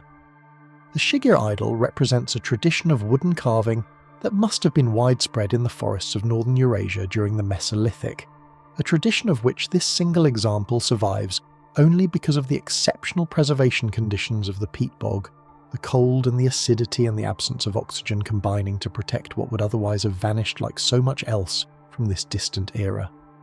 How many other such figures were carved and erected and eventually decayed, returning to the earth without leaving any trace of their existence? How many communities expressed their beliefs and their identity through wooden monuments that rotted within generations, leaving no evidence for future archaeologists to find? The Shigir Idol is a survivor, an ambassador from a lost world of wooden sculpture and carved symbolism that we can only glimpse through this single extraordinary artifact, a reminder that the archaeological record preserves only what the conditions of preservation allow. That absence of evidence is not evidence of absence, that our understanding of the past is shaped as much by what has survived as by what once existed. The cold has been the keeper of this secret, the peat bog and the frozen ground working together to maintain what would otherwise have been lost, and as conditions change, as bogs drain and permafrost thaws and the protective cold retreats, other secrets may be revealed or may be destroyed before they can be discovered. What other Mesolithic masterpieces lie buried in the wetlands and frozen ground of Eurasia, waiting for excavation, or slowly decaying as their preserving environments transform? The Shigir Idol stands in a museum now, temperature-controlled and carefully monitored, protected from the changing conditions that threaten its counterparts still hidden in the earth. But its survival was a matter of chance, a combination of conditions that happened to preserve this particular artifact, while countless others were lost, a reminder that what we know of the past is always partial, always contingent, always shaped by forces that care nothing for human curiosity or human memory. The cold that preserved the idol is the same cold that is now retreating across Siberia, the same permafrost that is releasing Denisovan bones and tattooed princesses and megalithic mysteries, the same frozen archive that is opening whether we are ready to receive its contents or not. What emerges from that opening may rewrite our understanding of human history, or it may be lost before we can document it, revelation and destruction racing each other across the thawing landscapes of the north. The permafrost does not negotiate. It does not wait for funding proposals or excavation permits, or the slow bureaucracy of academic publishing. It thaws according to its own rhythm, a rhythm that is accelerating now in ways that would have seemed impossible to the researchers who first mapped Siberia's frozen archive in the 20th century, and what it releases enters a race against time, a competition between discovery and decay that plays out across millions of square kilometres of softening ground. Nowhere is this race more starkly visible than in the Yamal Peninsula, that tongue of frozen land extending northward into the Arctic Ocean, where the ground itself has begun to explode. The first crater appeared in the summer of 2014, discovered by helicopter pilots flying over the Yamal tundra, a sight so unexpected that initial reports struggle to describe it, a hole in the earth where no hole should be, a wound in the landscape that seemed to have no natural explanation. The crater measured approximately 70 metres in diameter and extended downward for depths that were initially impossible to determine, its walls revealing layers of permafrost and sediment that told a story of sudden, violent release. The immediate speculation ranged from meteorite impact to secret weapons testing to the most dramatic scenario of all, an explosion from below, a burst of gas trapped for millennia in the frozen ground finally breaking free with enough force to excavate thousands of cubic meters of soil and ice and fling debris hundreds of meters in all directions. The scientific expedition that reached the crater in July of that year descended into its depths and found what they had suspected: evidence of methane, massive quantities of natural gas that had been imprisoned beneath the permafrost cap and had finally escaped. A geological event that had no precedent in recorded history, but that the thawing of the Arctic was making not only possible but inevitable. Yamal in the indigenous Nenets language means the end of the world, a name that carries new resonance as the craters have multiplied across the peninsula, as researchers have documented not one but dozens of these formations in various stages of development, some appearing suddenly as explosive events, others forming more gradually as the ground subsides into collapsing cavities, a landscape that is literally falling apart as the temperatures rise and the frozen cap that held it together for thousands of years begins to fail. The methane released from these craters represents a feedback loop of terrifying elegance. Greenhouse gas that had been locked away in the permafrost now entering the atmosphere, where it will accelerate the very warming that freed it, the Earth exhaling poisons that will make it harder for the Earth to breathe. But the craters also represent something else, a window into processes that have been operating beneath the surface of the Arctic for far longer than humans have been present to observe them, cycles of freezing and thawing and gas accumulation and release that have shaped this landscape over tens of thousands of years, processes that are now accelerating but that are not entirely new. The Patomskiy crater in Irkutsk Oblast presents a different kind of mystery, a formation that has puzzled researchers since its discovery in 1949 and that continues to resist definitive explanation despite decades of study. Unlike the Yamal craters, which are holes in the ground, Patomskiy is a cone, a structure of limestone debris rising some 40 meters above the surrounding taiga, its shape suggesting a volcano but its composition and location ruling out volcanic origin. The crater sits in a region with no volcanic activity, no tectonic features that would explain such a formation, no obvious geological process that could have piled millions of tons of broken rock into this symmetrical mound in the middle of the Siberian forest. The indigenous Yakut people who knew of the formation long before Russian geologists documented it, called it the Fire Eagle's Nest and considered it a place of ill omen, a site where strange events occurred and where the forest itself seemed to avoid encroaching, the trees growing less vigorously near the crater's base as if something in the soil or the atmosphere discouraged their approach. The hypotheses that have been proposed to explain Patomskiy read like a catalogue of Siberia's most exotic possibilities, from underground gas explosions to impact events, to even stranger scenarios involving subterranean nuclear reactions in uranium deposits or the crash landing of an unknown spacecraft. The formation does bear a superficial resemblance to terrestrial structures created by underground explosions, the uplifted material and the central depression suggesting an event that pushed debris outward from a central point, but the energy required for such an event and the absence of any evidence of an explosion in the geological record make this explanation problematic. Dating of the structure suggests it formed approximately 250 years ago, young enough that some evidence of its creation should survive, yet no historical records document any event in this remote region that might correspond to the crater's birth. No oral traditions among the Yakut describe the ground rising or the forest being destroyed, nothing but the crater itself standing as mute testimony to whatever process created it. The most recent investigations have focused on the role of permafrost in the crater's formation, the possibility that the structure represents an extreme example of the same processes that create pingos and other permafrost features, the freezing and expansion of underground water and the gradual accumulation of material around a growing ice core. But Patomskiy's scale exceeds anything that conventional permafrost mechanics should be able to produce, and its location in a region of discontinuous permafrost where the ground is not uniformly frozen adds another layer of complexity to any explanation. The crater remains officially unexplained, a geological anomaly that attracts theories ranging from the mundane to the fantastic, a reminder that even in an age of satellite surveillance and systematic geological mapping, the Earth retains its ability to surprise, its capacity to produce formations that fit no existing category and challenge our confidence that we understand the processes shaping the landscape around us.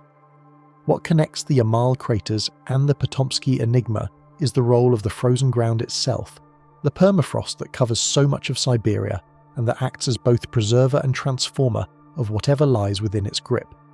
The permafrost is not dead ground, not simply frozen soil waiting passively to thaw. It is an active system, a medium through which processes unfold on timescales we are only beginning to appreciate, where gas migrates and accumulates, where ice forms and grows, where pressure builds over centuries until release becomes inevitable. The Yamal explosions and whatever created Patomskiy represent extreme endpoints of this continuum, dramatic events that punctuate the slow, background rhythm of freezing and thawing that has characterized the Siberian landscape for millennia. But between these extremes lie countless smaller processes, the gradual slumping of hillsides as the ice within them melts, the formation and drainage of thermokarst lakes, the exposure of surfaces that have not seen sunlight since the Pleistocene, all releasing their contents into a world unprepared for what they might contain. The connection to human history becomes apparent when we consider what else the permafrost has preserved, the human remains and artifacts and evidences of past cultures that are emerging from the thawing ground alongside the mammoths and the ancient gases. The Poblazion fortress rises from an island in Lake Terekol in the remote Tuva Republic, a structure so unexpected in its location and so enigmatic in its purpose that researchers have debated its origins since it was first documented by Russian explorers in the 18th century. The fortress is rectangular, measuring approximately 215 meters by 160 meters, its walls of clay brick still standing in places to heights of several meters, despite more than 12 centuries of exposure to one of the harshest climates on Earth, a monument to engineering skill and organizational capacity that seems utterly out of place in this isolated mountain valley on the borders of Mongolia. The traditional interpretation identifies Poblazion as a Uyghur construction from the 8th century, a summer palace or administrative centre built during the brief period when the Uyghur Khaganate dominated the steppes of Central Asia, before being destroyed by the Yenisei Kyrgyz in the year 840. The architectural style does show similarities to Uyghur constructions elsewhere. The rectangular enclosure with its central courtyard and radial internal divisions following patterns known from sites in Mongolia and the Tarim Basin, but the location raises questions that the Uyghur attribution cannot fully answer. Why would a steppe empire build such an elaborate fortress on an island in a remote mountain lake, hundreds of kilometers from the main centers of Uyghur power? What purpose could such a structure serve that would justify the enormous investment of labor and materials required to construct it in such a difficult environment? And why was the fortress apparently never completed? The internal buildings showing evidence of unfinished construction, the whole complex seeming to have been abandoned before it could serve whatever function its builders intended? The island on which Poblazion stands is itself a product of the frozen landscape, a permafrost feature that created a stable platform in the middle of the lake, and the walls of the fortress have survived in part because the permafrost preserved them, protecting the clay bricks from the moisture that would otherwise have dissolved them back into the earth. But the permafrost is now thawing, and Poblazion faces the same fate as so many other Arctic heritage sites, dissolution as the ice that has held it together for more than 1,000 years finally melts away. Recent excavations have been conducted with a sense of urgency, attempting to document and understand the fortress before it becomes too damaged for study, before the walls collapse and the evidence of its builders' intentions disappears into the waters of the lake. What the excavations have revealed adds mystery rather than resolution.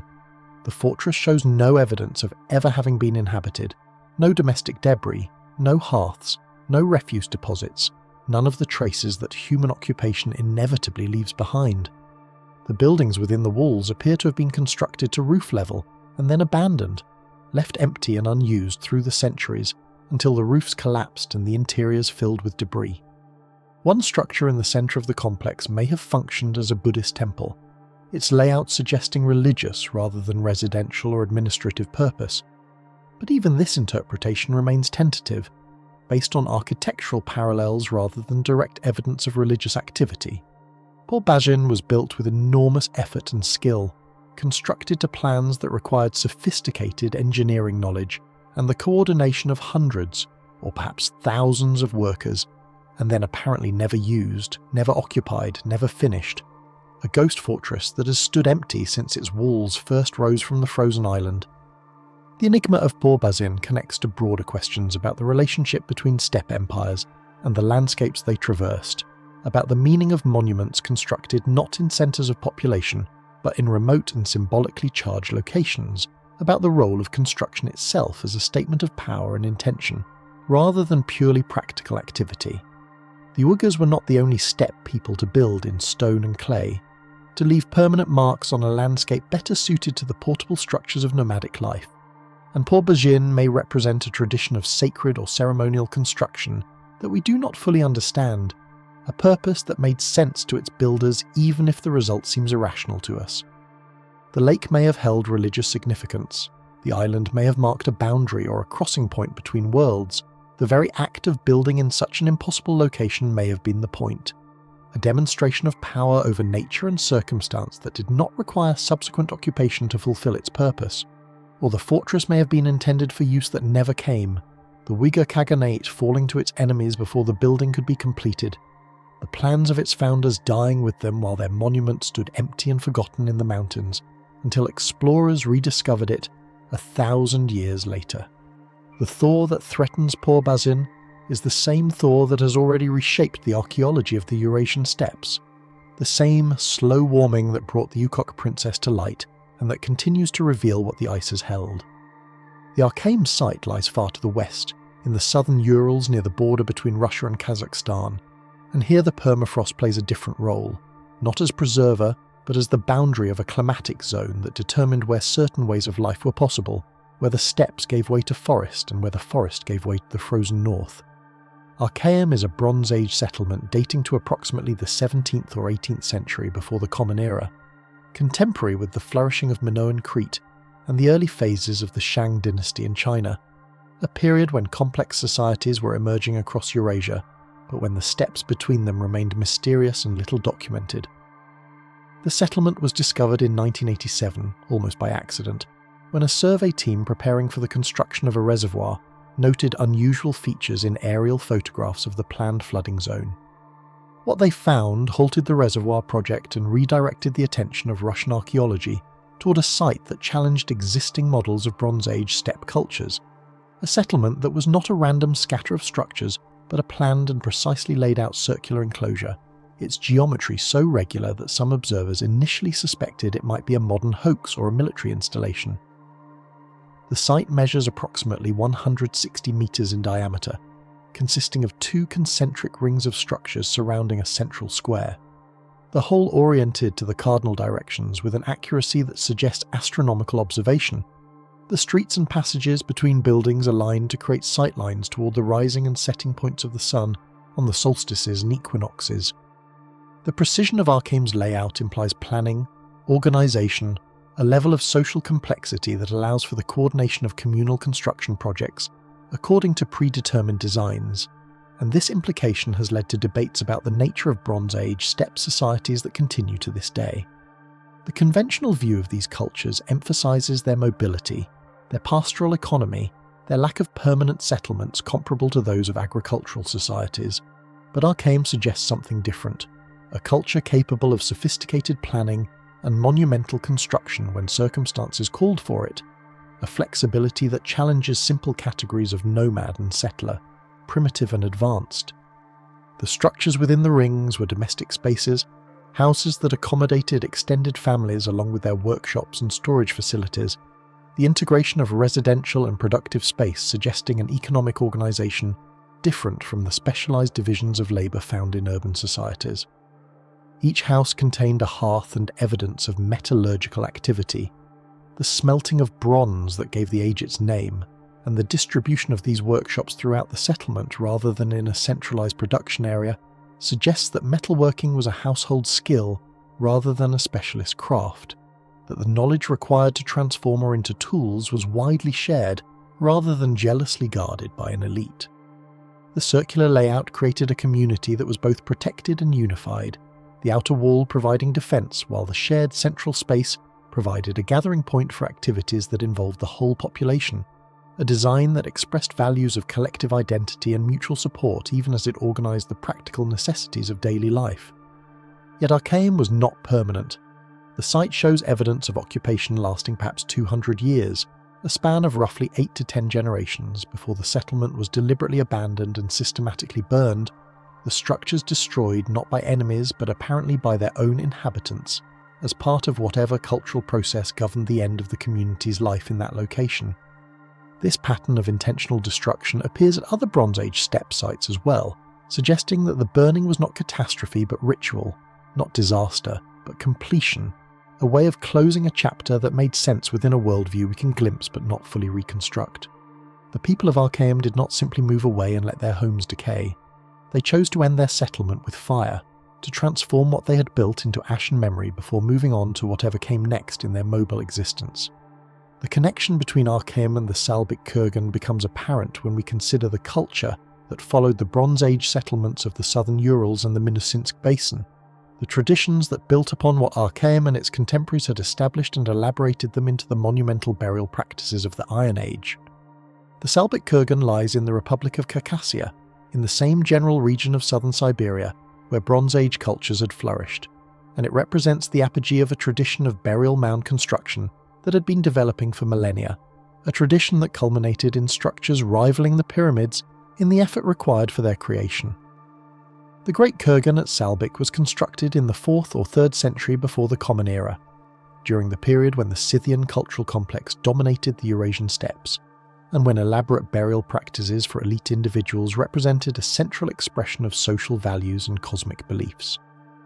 The mound itself originally rose to a height of approximately 25 to 30 metres, an earthen dome covering a burial chamber that was surrounded by a square enclosure of massive stone slabs, each weighing up to 50 tons and standing upright like the megaliths of Western European traditions. The stones were transported from quarries at least 30 kilometres distant, across terrain that offered no obvious routes for moving such weights, using methods that remain unclear despite decades of study and speculation. The precision with which the slabs were set, their alignment to the cardinal directions, the regularity of the enclosure they formed, all speak to a level of engineering knowledge and organisational capacity that exceeds what we typically associate with steppe nomads, a capability that challenges easy assumptions about the relationship between mobile lifeways and monumental construction. The burial within the kurgan was looted long before archaeological excavation could document its contents. The treasures that must once have accompanied the interred individual scattered or melted down or lost to history, leaving only the structure itself as evidence of what was once intended. But even empty, the Salbyk kurgan speaks to the values of its builders, to a conception of death and memory and power that required such enormous effort for its expression, to a belief that the dead could be honoured and perhaps served by the creation of permanent monuments in a landscape where permanence was otherwise rare. The steppe peoples left few written records, and what we know of their beliefs comes largely from the observations of outside chroniclers, from Greek historians who viewed them with a mixture of fascination and fear, from Chinese officials who documented their interactions with peoples beyond the Great Wall, from Persian inscriptions that recorded wars fought against them. These sources tell us that the steppe peoples believed in an afterlife, that they practiced horse sacrifice and human sacrifice to accompany their dead, that they valued gold and felt its possession continued to matter after death. But the kurgans themselves tell a different story, a story of communities mobilizing to create lasting monuments, of technical knowledge applied to problems of logistics and engineering, of beliefs strong enough to motivate the transport of 50-ton stones across 30 kilometers of difficult terrain. The question of how those stones moved haunts the Salbyk kurgan as persistently as the wind that sweeps across the Minusинsk Basin, a wind that would have witnessed whatever methods the ancient builders employed, and that keeps their secrets still. 50 tons is not a weight that yields to simple solutions. It is not a matter of ropes and determination, of sufficient hands gathered for a common purpose, though all of these must surely have played their part. 50 tons is the weight of a small locomotive, the weight of a fully loaded semi-trailer truck, the weight of roughly 6 adult elephants standing together. And the people who moved these stones possessed none of the technologies we would consider essential for such a task. They had no wheeled vehicles capable of bearing such loads across the steppe. They had no draft animals large enough or numerous enough to provide the necessary pulling force through conventional harnessing.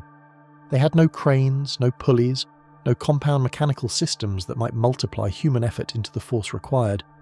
And yet the stones stand there still, arranged in their careful square, aligned to the directions that mattered to the builders, mute testimony to solutions that were found even if we cannot now recover them. Some researchers have proposed that the stones were moved during winter, when the frozen ground would have provided a smoother surface, and when ice could serve as a lubricant between stone and earth. The technique is plausible in principle, and ethnographic parallels exist from other northern cultures that moved heavy objects across frozen landscapes. But the logistics remain staggering even with this assistance. The quarries lie 30 kilometres distant, across terrain that includes valleys and rises, areas where snow would drift and accumulate, sections where the route would have needed to be prepared and maintained throughout the transport.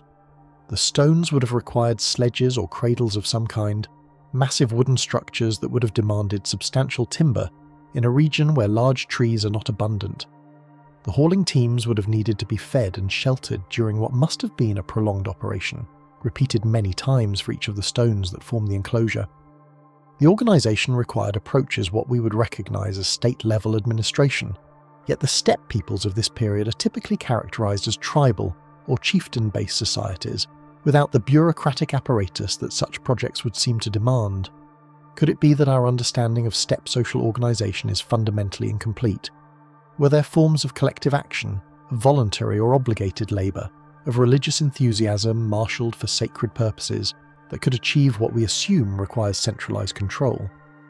Or did the builders possess technical knowledge that has not survived? Methods for moving heavy objects that were passed down within specialist lineages and lost when those lineages ended? The comparative puzzle deepens when we consider that megalithic traditions around the world, from Stonehenge to Easter Island to the Cyclopean walls of Peru, all present similar mysteries, all suggest that ancient peoples discovered solutions to the problem of moving impossibly heavy stones that we cannot now reconstruct despite our superior technology. Were these independent inventions parallel discoveries made by isolated cultures facing similar challenges? Or did some underlying principle of physics, some insight into leverage and friction and momentum pass across cultures and continents through channels we cannot trace? The Salbyk kurgan raises another question that connects it to the broader mysteries of the Siberian past, a question about the relationship between the living and the dead, between the visible world and the realms that ancient peoples believed lay beyond it. The burial at the centre of the kurgan was not simply interment. It was installation, the placement of a powerful individual in a permanent residence designed to last forever, surrounded by walls of stone that would stand when everything else had crumbled. The scale of the monument suggests that the dead person continued to matter to the living, continued to exert influence or demand respect or provide protection from their position beneath the earth. The alignment to the cardinal directions suggests that the kurgan was oriented within a cosmic framework, that its placement in the landscape was not arbitrary but meaningful, that the dead person was positioned in relationship to forces and powers that extended beyond the merely human. The looting that emptied the burial chamber whenever it occurred tells its own story of the enduring belief that the dead possessed things worth stealing, that grave goods retained value even when their original owners had long since departed. But the structure remains, outlasting both the buried and the thieves, continuing to mark the landscape with its artificial hill and its ring of standing stones. The preservation of the Salbyk kurgan, damaged but still monumental, contrasts sharply with the fate of most steppe burial sites, which were looted in antiquity, or levelled for agriculture, or simply worn away by time and weather. The kurgan survived in part because of its size, because the effort required to dismantle it exceeded the effort required to simply dig into it for treasure. But it survived also because the region it occupies remained relatively isolated, because the waves of conquest and migration that swept across the steppes did not always carry destruction to every corner, because sometimes monuments endure simply because no one bothered to destroy them. The Circassian landscape contains thousands of smaller kurgans, burial mounds of lesser individuals or poorer communities, and most of these have been damaged or destroyed over the centuries. The Great Kurgan at Salbyk represents the exception, the survivor, the single example that allows us to glimpse what the tradition could produce at its peak. But if the Salbyk kurgan speaks to the monumental aspirations of ancient steppe peoples, another site in Siberia speaks to something altogether stranger, a structure that seems out of place not just in time but in space itself, a fortress that should not exist where it does, built by people who should not have been there, for purposes that remain entirely unclear.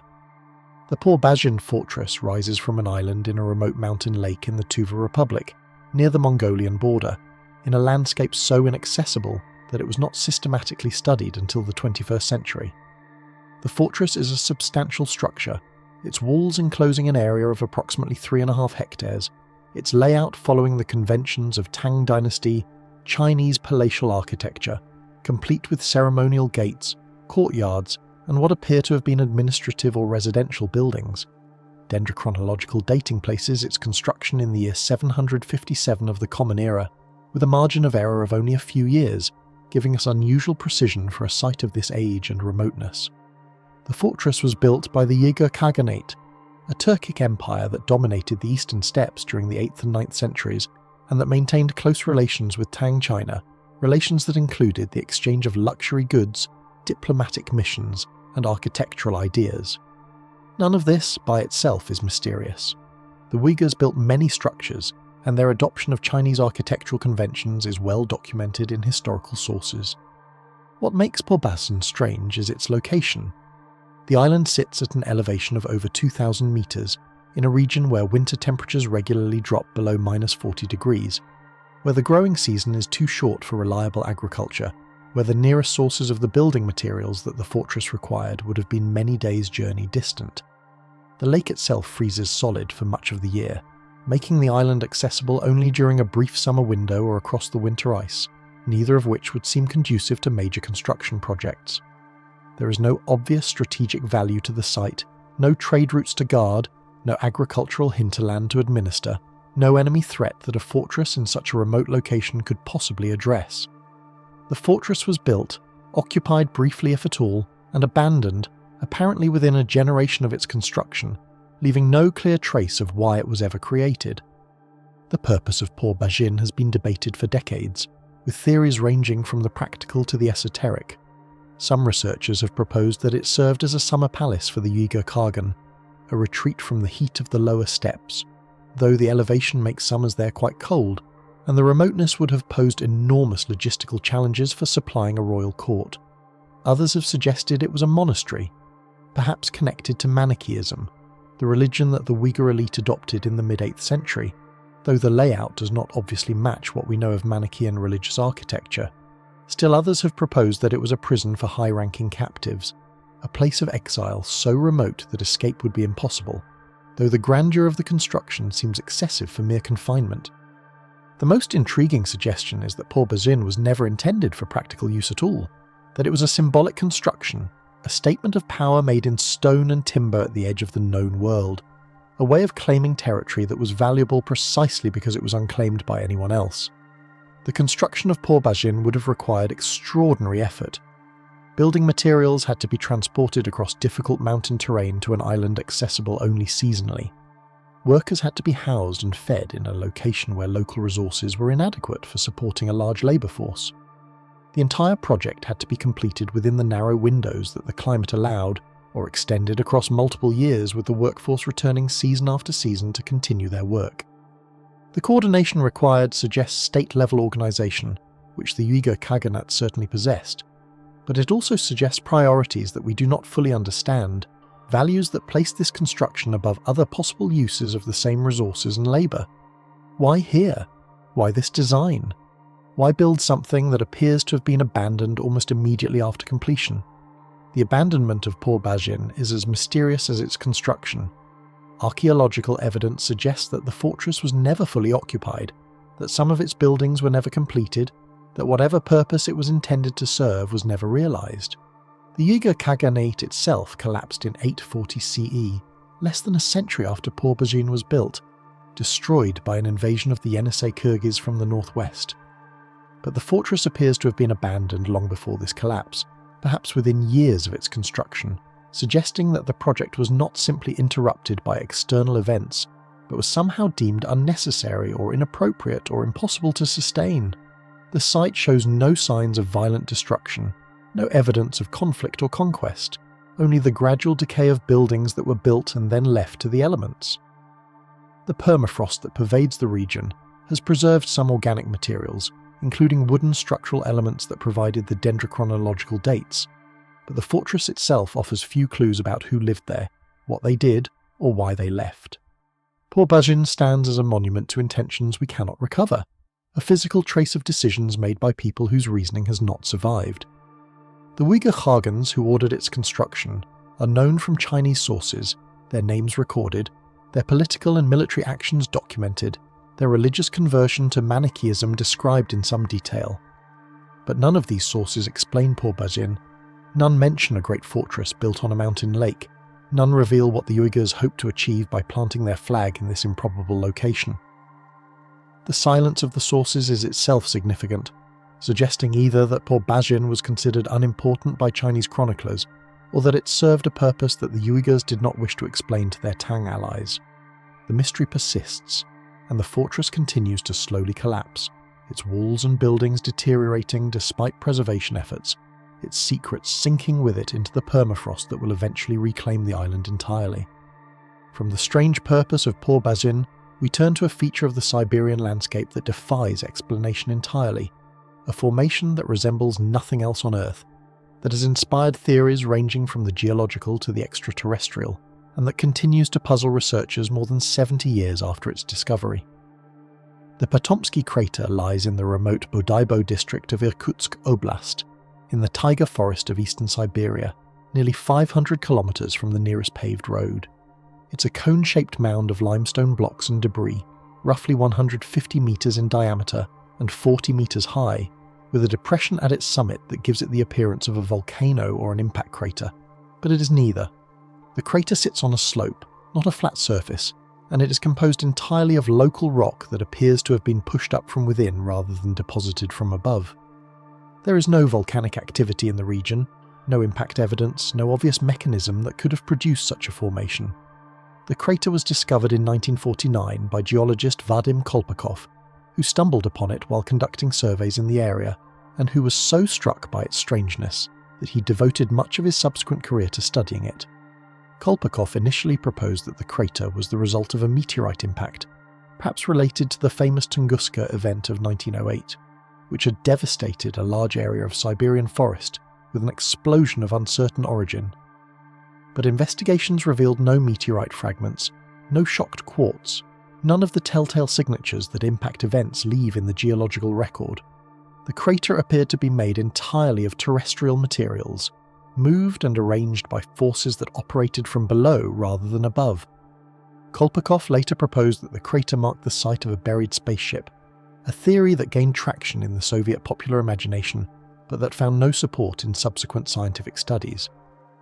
The idea of an ancient spacecraft, or a crashed visitor from another world lying beneath the Siberian taiga, was compelling precisely because the crater seemed to demand some extraordinary explanation, because ordinary geology appeared inadequate to account for what was observed.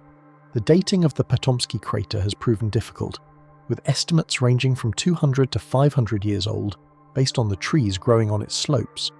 This relatively recent formation rules out any connection to the Tunguska event or to ancient human construction, but it deepens the mystery rather than resolving it. What geological process could have created such a formation within historical time? The taiga around the crater shows no signs of disturbance, no blast pattern, no debris field, nothing that would suggest an explosive event.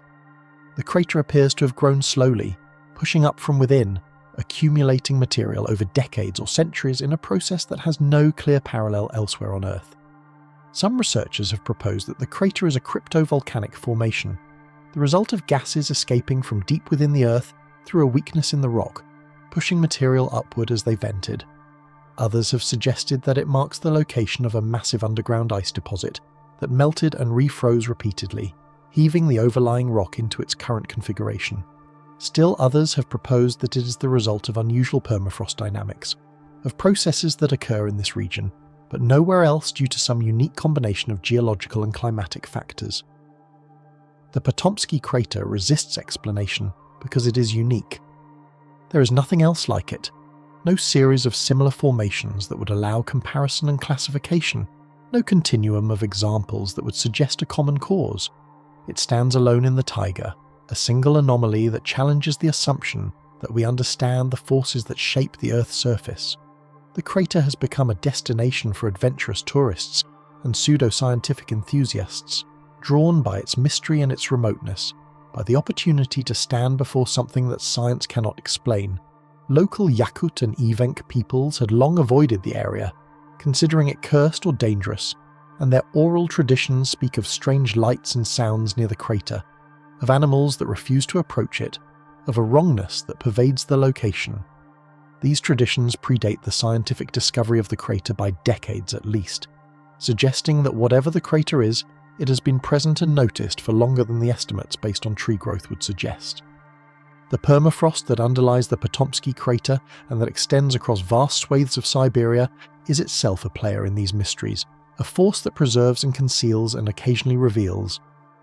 Permafrost is not simply frozen ground.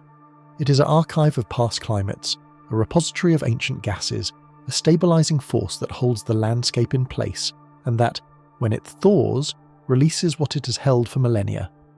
The permafrost of Siberia contains billions of tons of organic matter, the remains of plants and animals accumulated over tens of thousands of years, frozen before they could fully decompose. This organic matter includes the bodies of mammoths and woolly rhinoceroses, the preserved remains of creatures that walked the Earth during the last ice age, and that were flash-frozen by sudden changes in climate, or buried by landslides or drowned in bogs that froze before they could decay.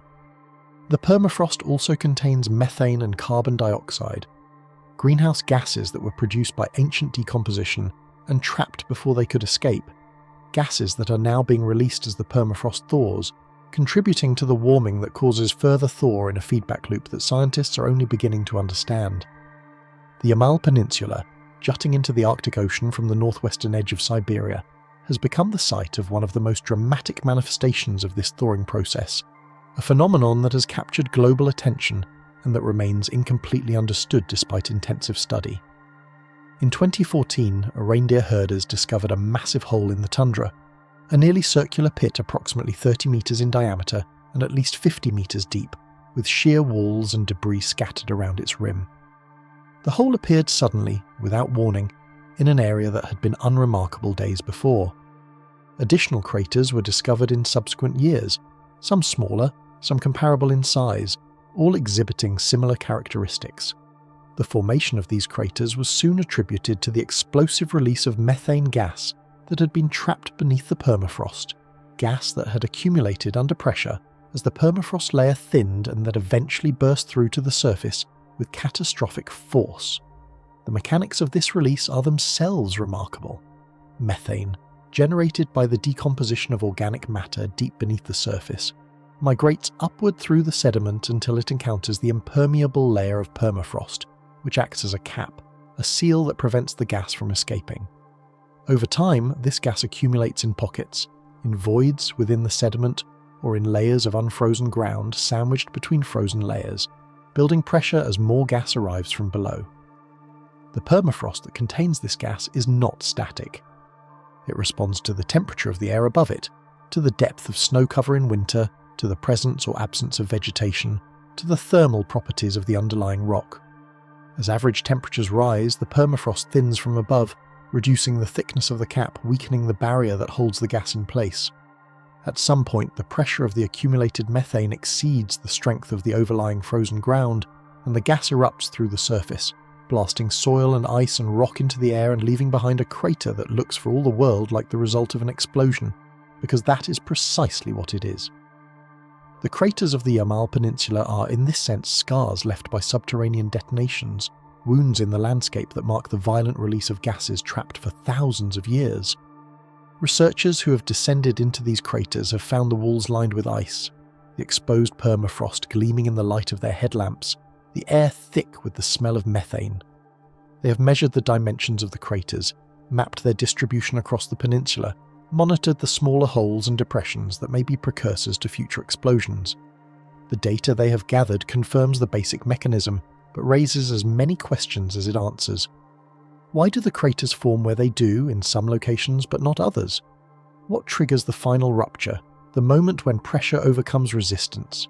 Can these explosions be predicted, or will they continue to surprise reindeer herders and researchers alike, appearing without warning in the tundra? The implications extend far beyond the Yamal Peninsula. Permafrost underlies approximately 25% of the Northern Hemisphere's land surface, a vast expanse of frozen ground that stretches across Siberia, Alaska, Canada, and the high Arctic. This permafrost contains an estimated 1,500 billion metric tons of organic carbon, roughly twice the amount currently present in the Earth's atmosphere. As the permafrost thaws, this carbon is released, converted by microbes into carbon dioxide and methane that enter the atmosphere and contribute to further warming. The craters of Yamal are spectacular manifestations of this process, sudden and violent releases that capture attention and generate headlines, but they represent only a small fraction of the total flux.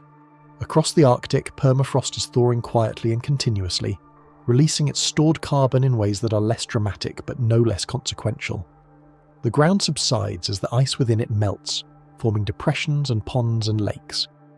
Buildings and pipelines and roads that were constructed on what was assumed to be stable ground tilt and crack and collapse. Forests that were rooted in permafrost become unstable as the ice that anchored them disappears, and trees lean at drunken angles before falling into the softening earth. The permafrost, in its thawing, is releasing more than gases and ancient carbon. It is releasing the secrets it has kept for millennia, the preserved remains of creatures and humans and cultures that were frozen before they could decay, that were held in stasis while the world above them changed beyond recognition. The frozen bodies of mammoths emerge from riverbanks as the permafrost retreats, their flesh still red, their hair still intact, their stomachs still containing the buttercups and grasses they ate on the day they died, 10,000 or 20,000 or 40,000 years ago. These carcasses have become valuable, sought by scientists who extract their DNA for analysis, and by traders who harvest their ivory for sale, but they are also finite, emerging only because the permafrost that preserved them is disappearing. The same process that reveals them begins to destroy them, exposing the frozen flesh to air and bacteria, initiating the decomposition that was halted so long ago. Yet the mammoths are not the only emergence. Human remains too are appearing as the permafrost recedes, some ancient and some merely old, some deliberately buried and some the victims of accident or violence. The permafrost has been an equal opportunity preserver, indifferent to the circumstances that brought these individuals into its frozen embrace. A hunter who fell through thin ice and drowned. A traveller caught by an early winter storm. A sacrifice, perhaps, buried by hands that believed the cold would preserve their offering for the gods. These bodies carry information in their flesh and bones, in their clothing and equipment, in the objects placed beside them.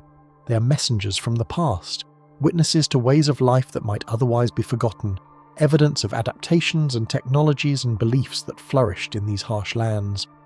The thaw that releases them is a race against time. Once exposed, the bodies begin to decay, and with them goes the information they contain.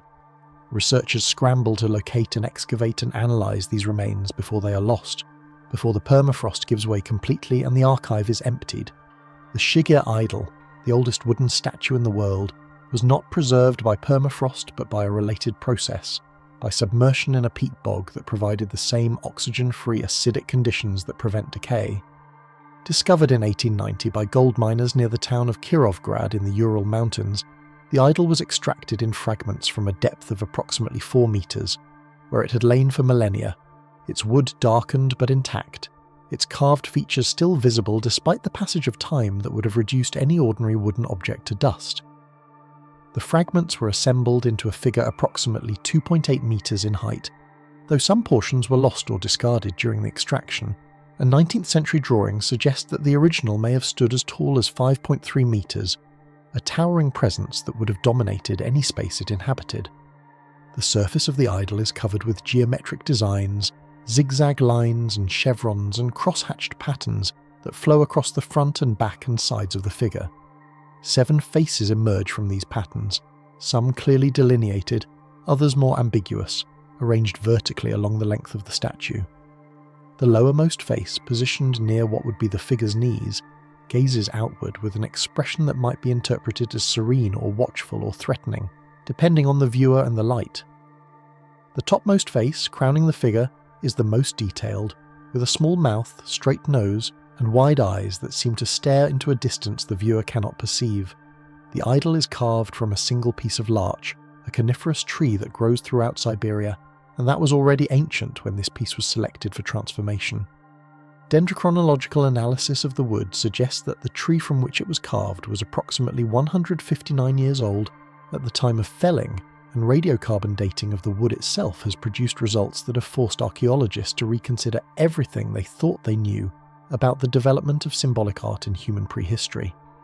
When the Shigir Idol was first discovered, researchers assumed it dated to the Bronze Age, perhaps 3,000 or 4,000 years old, a relic of the metalworking cultures that had inhabited the Urals in the centuries before the Common Era.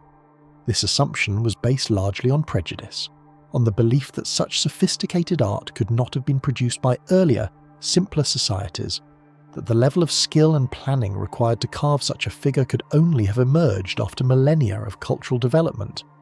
The first radiocarbon dating, conducted in 1997, shattered this assumption, returning an age of approximately 9,500 years, placing the idol firmly in the Mesolithic period, the era between the end of the last ice age and the beginning of agriculture. This result was so unexpected, so contrary to established models of cultural evolution, that many researchers refused to accept it, arguing that the sample must have been contaminated, that the methodology must have been flawed, that some error must account for a date that made no sense. But subsequent testing, using improved techniques and multiple samples, has only pushed the date further back. A 2018 study using accelerator mass spectrometry dated the idol to approximately 11,600 years before the present, making it not only the oldest wooden statue known, but also one of the oldest examples of monumental symbolic art from anywhere in the world. The Shigir Idol is older than Stonehenge by approximately 6,000 years. It is older than the pyramids of Egypt by nearly 7,000 years. It is roughly contemporary with the founding of Göbekli Tepe, the mysterious temple complex in Turkey that has similarly forced reconsideration of the capabilities of early human societies.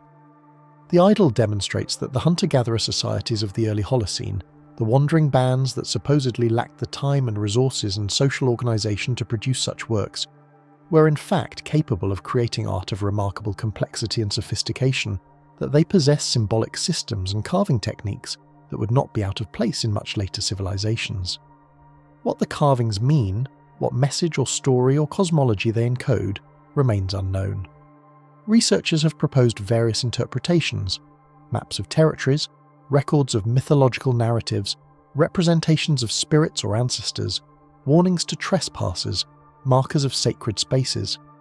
The geometric patterns have been compared to those found on other Mesolithic artifacts, on bone and antler and stone objects from sites across Eurasia, suggesting a shared visual language that may have extended over vast distances.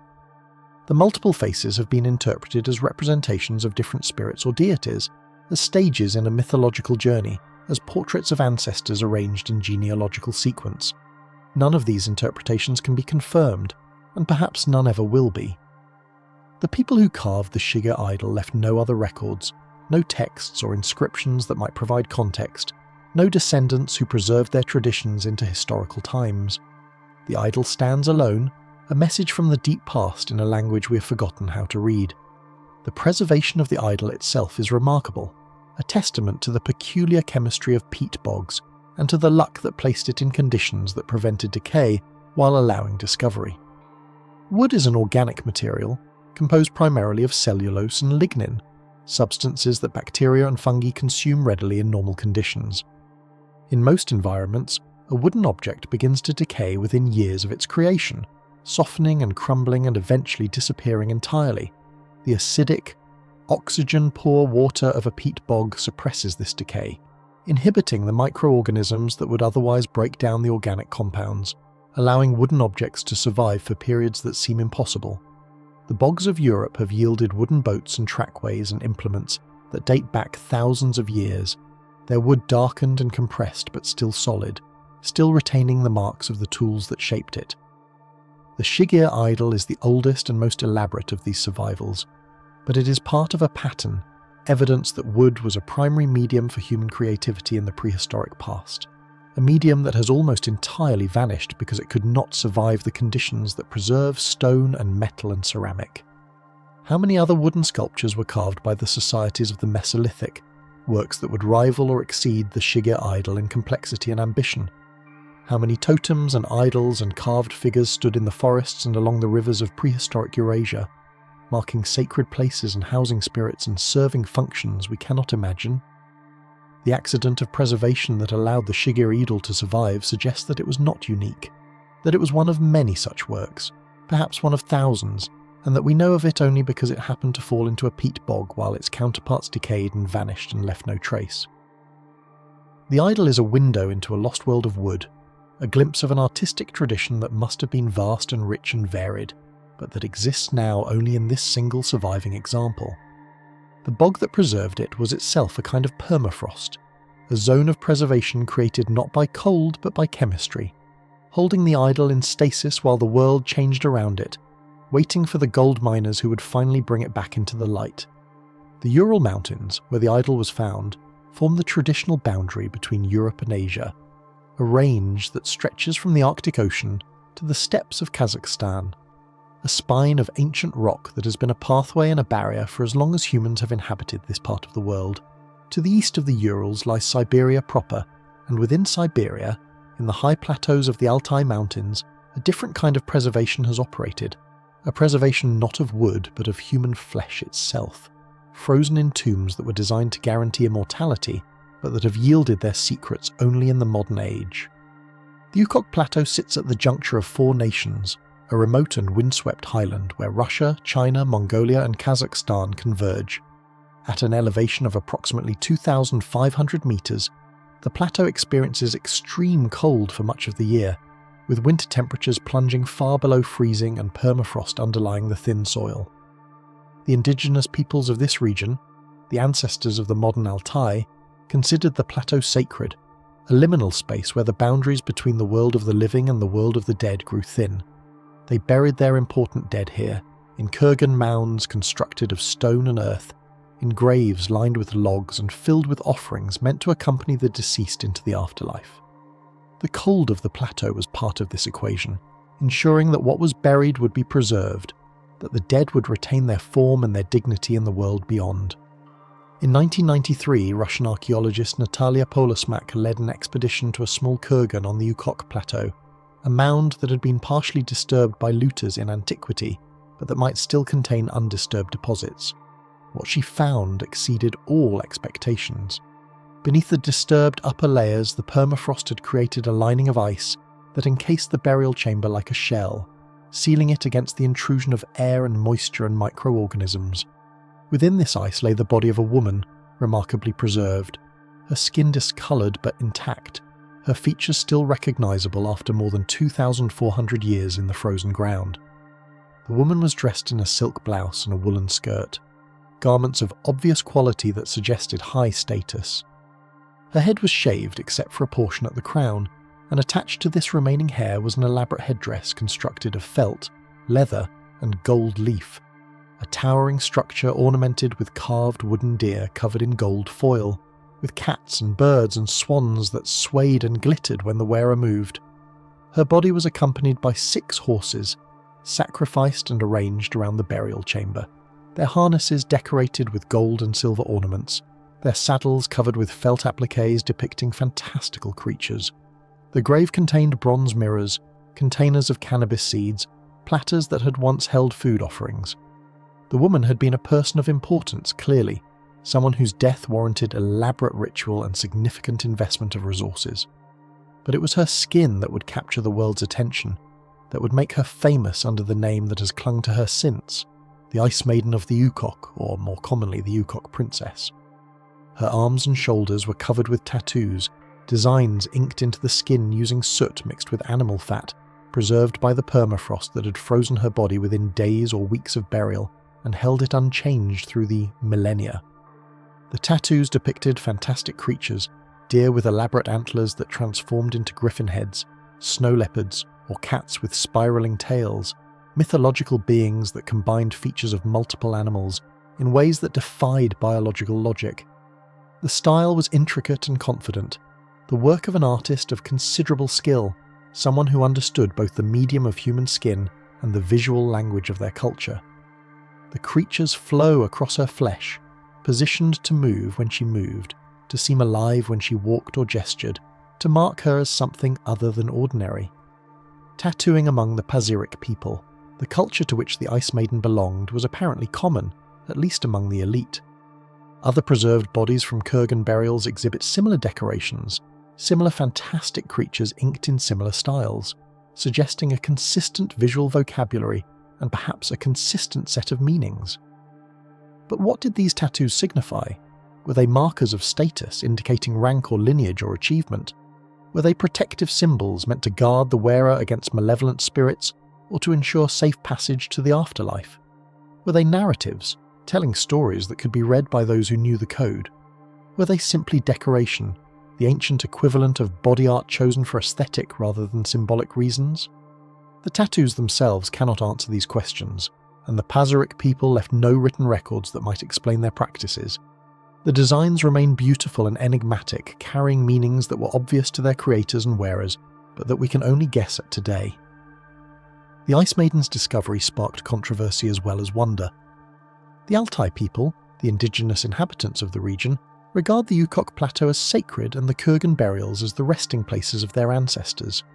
They objected to the excavation of the Ice Maiden, arguing that disturbing her rest violated their traditions and their relationship with the land. When the region experienced a series of earthquakes following the excavation, many Altai attributed these to the anger of the spirits, to the desecration of a burial that should have remained undisturbed. The Ice Maiden's body was taken to Novosibirsk for study and preservation, where it remained for years before public pressure and political negotiation led to its return to the Altai Republic, where it is now displayed in a climate-controlled chamber in the regional museum.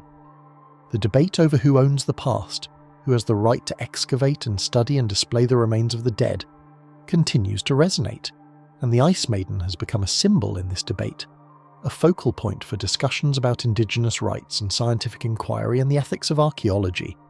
The permafrost that preserved her is the same permafrost that is now thawing across Siberia, releasing its secrets even as it destroys them.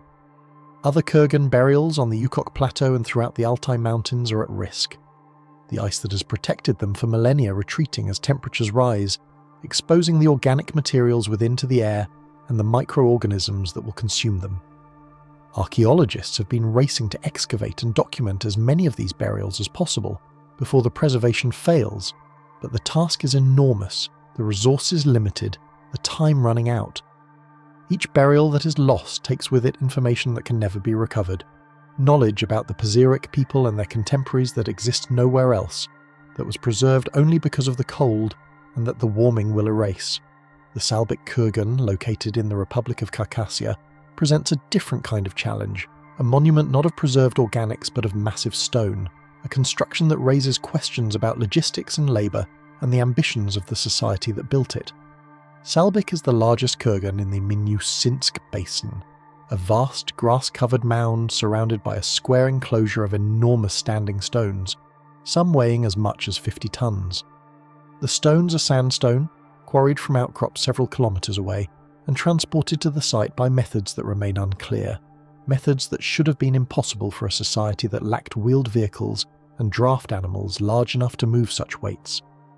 The enclosure measures approximately 70 metres on each side, and the stones that form it stand several metres high, leaning inward as if straining against some invisible force, their surfaces weathered by millennia of exposure to the harsh Siberian climate.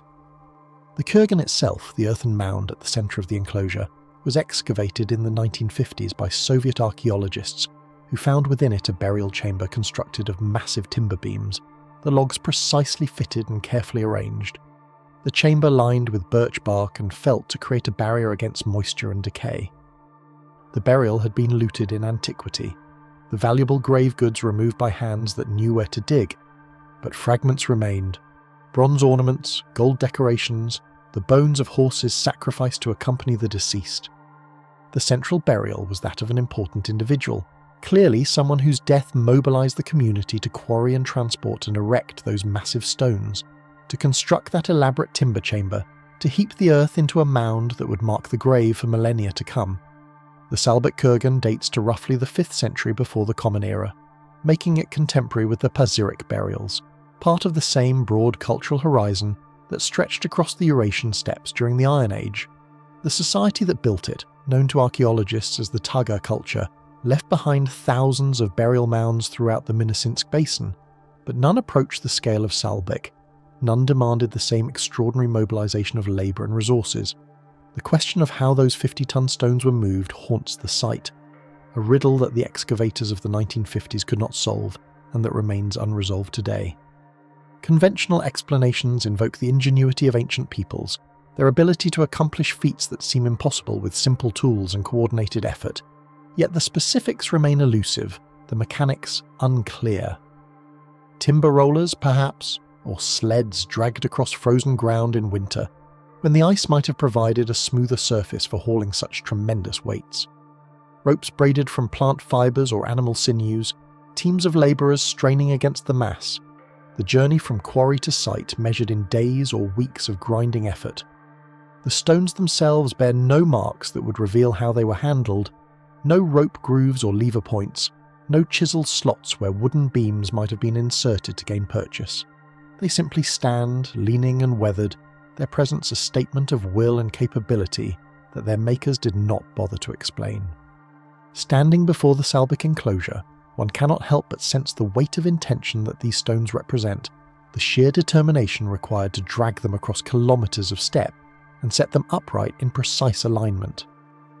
The enclosure forms an almost perfect square, its sides oriented roughly to the cardinal directions, the stones spaced at regular intervals, as if marking out a boundary between the sacred interior and the ordinary world beyond. This orientation suggests astronomical awareness, a concern with the movements of the sun and stars that appears throughout the ancient world, from Stonehenge to the pyramids, from Angkor Wat to Chichen Itza. Were the builders of Salbyk tracking the solstices, marking the turning points of the year with stone sentinels that caught the first light of the rising sun on significant mornings? The alignment is not precise enough to confirm such a function definitively, but the suggestion lingers, another thread in the tapestry of ancient knowledge that seems to have been woven across cultures and continents in patterns that defy simple explanation. The timber burial chamber found beneath the mound reveals a different kind of sophistication, an understanding of construction and preservation that speaks to accumulated experience and transmitted knowledge. The logs were massive, cut from the Siberian forests and transported to the site along with the stones, shaped and fitted with precision that required specialized tools and skilled hands. The joints were tight, the walls sturdy enough to support the immense weight of the earthen mound that would be heaped above them, the structure designed to create a sealed space where the dead could rest undisturbed. The birch bark and felt lining served as a moisture barrier, an attempt to protect the burial from the groundwater that would otherwise seep through the earth and accelerate decay. This attention to preservation parallels the frozen burials of the Pazyryk culture, suggesting a shared concern with maintaining the integrity of the body after death, a belief perhaps that the physical form retained significance in whatever realm the dead were thought to inhabit. Yet the looters came, as they have come to nearly every ancient burial that contained objects of value, drawn by the gold and bronze and precious materials that accompanied the powerful dead. They knew where to dig, cutting through the mound directly to the burial chamber with an efficiency that suggests insider knowledge, perhaps descendants of the builders themselves or members of a later culture who retained memories of where the treasures lay. The looting may have occurred centuries or even millennia after the burial, but it was targeted and effective, leaving behind only fragments and scraps that the thieves considered worthless, but that modern archaeology has learned to read for the information they contain. The bronze ornaments found in the disturbed chamber display the animal-style art characteristic of steppe cultures, the stylized forms of deer and horses and predatory beasts that appear throughout the region, motifs that travelled along the trade routes that connected the steppes to China and Persia and the distant Mediterranean world. The Salbyk kurgan stands now as a protected monument, its stones fenced to prevent further damage, its mounds surveyed and mapped by researchers who continue to puzzle over its construction. But it is only the largest and most visible of the thousands of kurgans that dot the Minnesotsk Basin, a landscape so densely packed with burial mounds that they seem almost to outnumber the living settlements. This concentration of funerary monuments speaks to a society that invested enormous resources in honouring the dead, that measured its identity and its continuity through the burial places of its ancestors. The Tagar culture flourished for roughly a millennium, from the 8th century before the Common Era to the 2nd century of the Common Era, spanning the transition from the Bronze Age to the Iron Age, and the complex political and economic changes that accompanied that transition. And then it faded, absorbed or displaced by other peoples who moved into the region, leaving behind only the kurgans and the stone enclosures and the artifacts that time and looters had not destroyed. What happened to the knowledge that built Salbyk? The techniques for quarrying and transporting those massive stones, the organisational capacity to mobilise the labour required, the astronomical understanding that may have guided the orientation of the enclosure, all of this seems to have vanished with the culture that possessed it. Later peoples in the region did not build on this scale, did not erect monuments that approached the ambition of the Tagar elite. The knowledge was not transmitted, was not preserved in written records or architectural traditions that might have carried it forward into later centuries. It simply disappeared, another example of the pattern that repeats throughout the ancient world, of technologies and capabilities that arise, flourish for a time, and then vanish without descendants, as if history itself was subject to periodic erasures that wipe the slate clean and force each generation to begin again. Our journey shifts now northward and westward, away from the mountain-ringed basins of southern Siberia toward the southern Urals, where the steppe meets the transition zone between Europe and Asia, the boundary that has shaped the movements of peoples and ideas for millennia. Here, on the open grasslands where the rivers wind through shallow valleys and the horizons stretch unbroken to the edge of sight, lies Arkaim, a circular settlement that has become one of the most celebrated and controversial archaeological sites in Russia, a place where science and nationalism and mysticism have converged in ways that illuminate the complexities of interpreting the ancient past. Arkaim was discovered in 1987, during the final years of the Soviet Union, when a planned reservoir threatened to flood the valley where the site lay hidden beneath the grass. Archaeologists conducting a rescue survey before the flooding detected the outlines of structures beneath the surface, anomalies in the vegetation that suggested buried walls, and what they found when they began to dig transformed understanding of the Bronze Age in the Eurasian steppes. Arkaim is a fortified settlement, a roughly circular enclosure approximately 160 metres in diameter, surrounded by a double wall of earth and timber with a moat carved into the bedrock outside the outer wall. Within the walls, the dwellings are arranged in concentric rings, the structures sharing walls and facing inward toward a central plaza. The whole settlement organised according to a plan that seems almost geometric in its precision. The circular form is oriented to the cardinal directions, the entrances positioned to align with significant astronomical events, the layout suggesting a cosmological significance that extends beyond mere functionality. The construction has been dated to roughly the 20th century before the Common Era, making it contemporary with the late stages of Stonehenge, with the Old Kingdom pyramids already ancient and the Minoan civilization flourishing on Crete. The people who built Arkaim were part of a broader cultural complex that archaeologists call the Sintashta culture, named for another site in the southern Urals, a culture that is now recognized as one of the earliest to develop the spoke-wheeled chariot, the technological innovation that would transform warfare and transportation across the ancient world.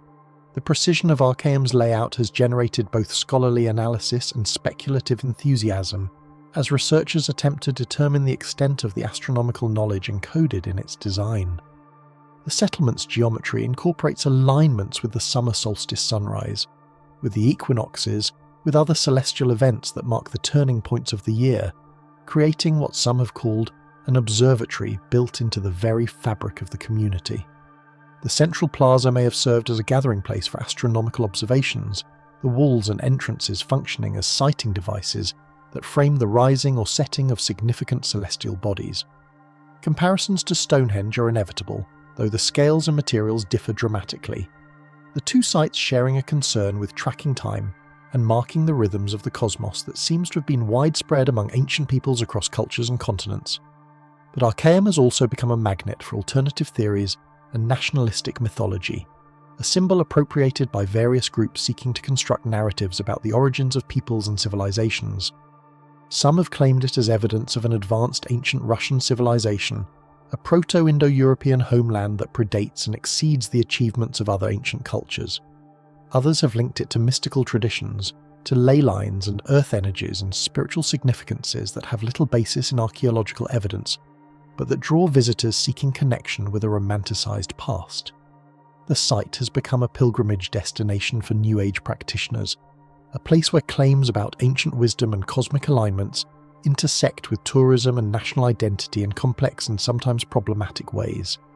The archaeologists who excavated Arkaim and who continue to study its remains find themselves navigating these competing claims, trying to maintain scientific rigour while acknowledging the power that the site holds in the popular imagination. What the evidence actually supports is remarkable enough without embellishment. Arkaim and the related sites of the Sintashta culture represent a sophisticated society that developed metallurgical technologies, organised collective labour on a significant scale, and maintained connections with communities across a vast geographic range. The chariot burials found in the region's kurgans contain the earliest known examples of spoke-wheeled vehicles, chariots buried with their horses and their drivers in graves that speak to the importance of this technology to those who possessed it. The metallurgical workshops at Arkaim and similar sites produced bronze tools and weapons from ores mined in the nearby mountains, smelted in furnaces that achieved the temperatures necessary to extract metal from rock, crafted by smiths whose skills represented accumulated generations of knowledge and experimentation. This was not a simple or primitive society, despite the humble materials of its construction. This was a culture that innovated and adapted and maintained connections with the wider world through trade networks that carried goods and ideas across thousands of kilometres. The circular form of Arkaim's settlement plan appears elsewhere in the Sintashta cultural zone, a repeated design element that suggests shared architectural traditions, shared cosmological concepts that found expression in the organisation of living space. The circularity may have represented the dome of the sky, the cycle of the seasons, the turning of time that the astronomical alignments tracked, the community itself serving as a microcosm of the ordered universe. The dwellings that lined the interior rings were multifunctional spaces, combining living quarters with workshops and storage, the domestic economy integrated into the fabric of the community in ways that bound households together in networks of mutual dependence and shared identity. Fires burned in hearths at the centre of each dwelling, and the smoke rose through openings in the roofs, the settlement at night glowing with dozens of points of light arranged in concentric circles, a reflection perhaps of the stars wheeling overhead. And then, after perhaps 2 or 3 centuries of occupation, Arkaim was abandoned. The inhabitants left or died, or moved on to other places, and the settlement was deliberately burned. The timber walls and roof beams set alight in what appears to have been a purposeful destruction, rather than an accident or an attack. Other Sintashta sites show similar evidence of deliberate burning at the end of their occupation, as if the communities were erasing their presence, closing a chapter, ending their relationship with a place in a manner that was ritually significant. The reasons for this abandonment remain unclear. Climate change perhaps, shifting patterns of rainfall and temperature that made the region less hospitable for the agricultural and pastoral practices that sustained the population. Social disruption, the breakdown of the political or economic systems that had organised collective life, or simply movement, the continuation of the mobility that had always characterised steppe peoples, the decision to seek new lands and new opportunities elsewhere. The Sintashta culture did not disappear entirely.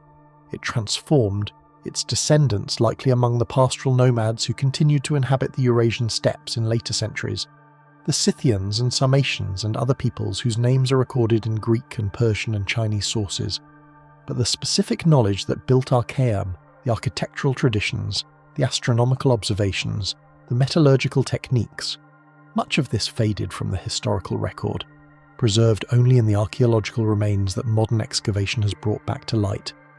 The circular settlements were not rebuilt. The chariot technology evolved and spread, but the cultural context that gave it birth was absorbed into later different traditions. The permafrost did not preserve Arkaim as it preserved the frozen burials of the Altai. The site survived because it was buried beneath accumulating soil and grass, because the steppe itself forgot and then remembered, revealing its secrets only when modern technology made them visible. From Arkaim, our journey continues eastward once more, deeper into Siberia, to a place where history and mystery converge in ways that have puzzled observers for more than a century. On a remote island in a mountain lake in the Republic of Tuva, near the border with Mongolia, stands Porbazhin, a rectangular fortress of mud brick and clay whose origins and purpose have never been satisfactorily explained. The name means clay house in the Tuvan language, a simple description of what any visitor can see. Walls of packed earth rising from the island's surface, arranged in a complex geometric pattern that covers nearly the entire area of the island, an architectural footprint that seems impossibly precise for its remote and rugged setting. Porbazhin was clearly an important site, constructed with deliberate planning and significant labour investment, yet historical records provide frustratingly little information about who built it, when, or why. The fortress is rectangular in plan, measuring approximately 215 metres by 160 metres, its outer walls once standing several metres high, their surfaces plastered and possibly painted.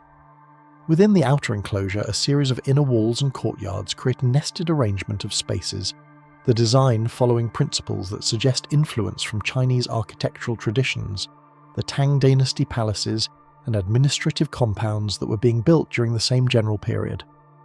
Archaeological investigation has dated the construction to the 8th century of the Common Era, the height of the Uyghur Khaganate, a powerful steppe empire that controlled territory stretching from Mongolia to the borders of China. The Uyghurs were allies of the Tang, trading partners and military supporters who received Chinese goods and influences in exchange for their cooperation, and Porbazhin may represent a frontier outpost of this empire, a statement of power planted in the remote highlands of Tuva. Yet the mystery deepens when one considers what archaeological excavation has actually revealed within those carefully constructed walls. The fortress appears never to have been completed. Interior buildings were partially constructed and then abandoned, their walls rising only a few courses before work stopped. No artifacts of daily life have been found within the enclosure, no hearths, no refuse deposits, no broken pottery or lost tools that would accumulate in any lived-in space. No burials have been discovered, no evidence of the deaths that would inevitably occur in any significant settlement over time. Porbazhin seems to have been built and then immediately abandoned, a vast construction project that consumed enormous resources, and then was simply left, never occupied, never used for whatever purpose its builders intended. Why would anyone construct such an elaborate fortress and then abandon it before completion? Theories have multiplied in the absence of definitive evidence. Some suggest that the construction was interrupted by political upheaval, the fall of the Uyghur Khaganate to rival powers in the mid-9th century, disrupting the administrative systems that had organised and funded the project. Others propose that the site was intended for a specific purpose that became unnecessary, a palace for a ruler who died before it was finished, a ritual centre for ceremonies that were never performed, a diplomatic gift that was never delivered. The Chinese architectural influences have led some to suggest that Porbazhin was built to impress visitors from the Tang court, a statement of sophistication and power designed to demonstrate that the Uyghurs could match Chinese civilization in its architectural achievements. But if so, why build it in such a remote location, accessible only by crossing the lake that surrounds the island, far from the trade routes and centres of population where such a display might actually be seen? The island setting itself raises questions about the original conditions of construction. The lake that now surrounds Porbazhin may not have existed when the fortress was built, or may have been much smaller, the water level rising in subsequent centuries due to climate changes or shifts in the hydrology of the region. Some researchers have proposed that the island was originally a promontory connected to the shore, the water rising only later to isolate the site and make it appear more dramatically protected than it was intended to be. Sediment cores from the lake bottom might reveal the history of water level changes, but such studies have not yet been completed, the remote location and harsh climate making sustained research difficult. The walls of Pobajin are slowly dissolving, the mud brick construction vulnerable to the freeze-thaw cycles that characterize the Siberian climate, the edges crumbling year by year as frost works its way into cracks and expands, shattering the material that seemed so solid when it was first laid. The outer walls have already lost much of their height, their profiles softened by centuries of weathering, the interior structures reduced to foundations and fragments that reveal the plan but not the elevation of the original buildings. Without intervention, Pobajin will continue to erode, the precision of its geometry blurring into mounds and depressions that will eventually merge with the natural contours of the island. The lake itself may breach the walls, flooding the interior and accelerating the destruction. Time is running out for this site, as it is for so many others. The cold that once protected now warming, the stability that preserved now yielding to change. The Pobajin presents a paradox that extends beyond its own walls to raise broader questions about how we understand the past. Here is a site that was clearly important, that required significant planning and labour and resources to construct, that was designed with sophistication and built with care, and yet we do not know what it was for. The absence of occupation debris, the abandonment before completion, the remote location far from centres of power and population, these details refuse to coalesce into a coherent narrative, refuse to reveal the intentions of the builders who invested so much and then walked away. Perhaps there are documents in Chinese archives, records of correspondence between the Tang court and the Uyghur Khagans that might mention this project and explain its purpose. Perhaps there are oral traditions among the peoples of Tuva that preserve memories of what happened here, stories that have not yet been collected or that were lost when the Soviet period disrupted traditional knowledge systems. Or perhaps the answer is simply that we will never know, that Pobajin will remain an enigma, its mud brick walls dissolving into the Siberian earth while its secrets dissolve into the silence of unrecorded history. The permafrost that underlies so much of Siberia extends its presence here too, shaping the landscape and influencing the preservation of evidence in ways both helpful and harmful. Frozen ground stabilizes foundations, prevents the settling and shifting that can distort buried structures, maintains the relationships between objects that allow archaeologists to reconstruct past activities. But the permafrost is also changing, the warming climate pushing the boundary of frozen ground northward and deeper, exposing previously stable layers to thaw and the processes of decay that follow. Sites like Pobajin, already vulnerable to surface weathering, may face additional threats as the ground beneath them becomes less stable, as the ice that has locked soil particles in place for millennia begins to release its grip. From the island fortress in its mountain lake, our journey continues northward, into the taiga forests that cover so much of Siberia, where the trees stand close and the light filters green through the canopy, and the ground beneath is carpeted with moss and fallen needles.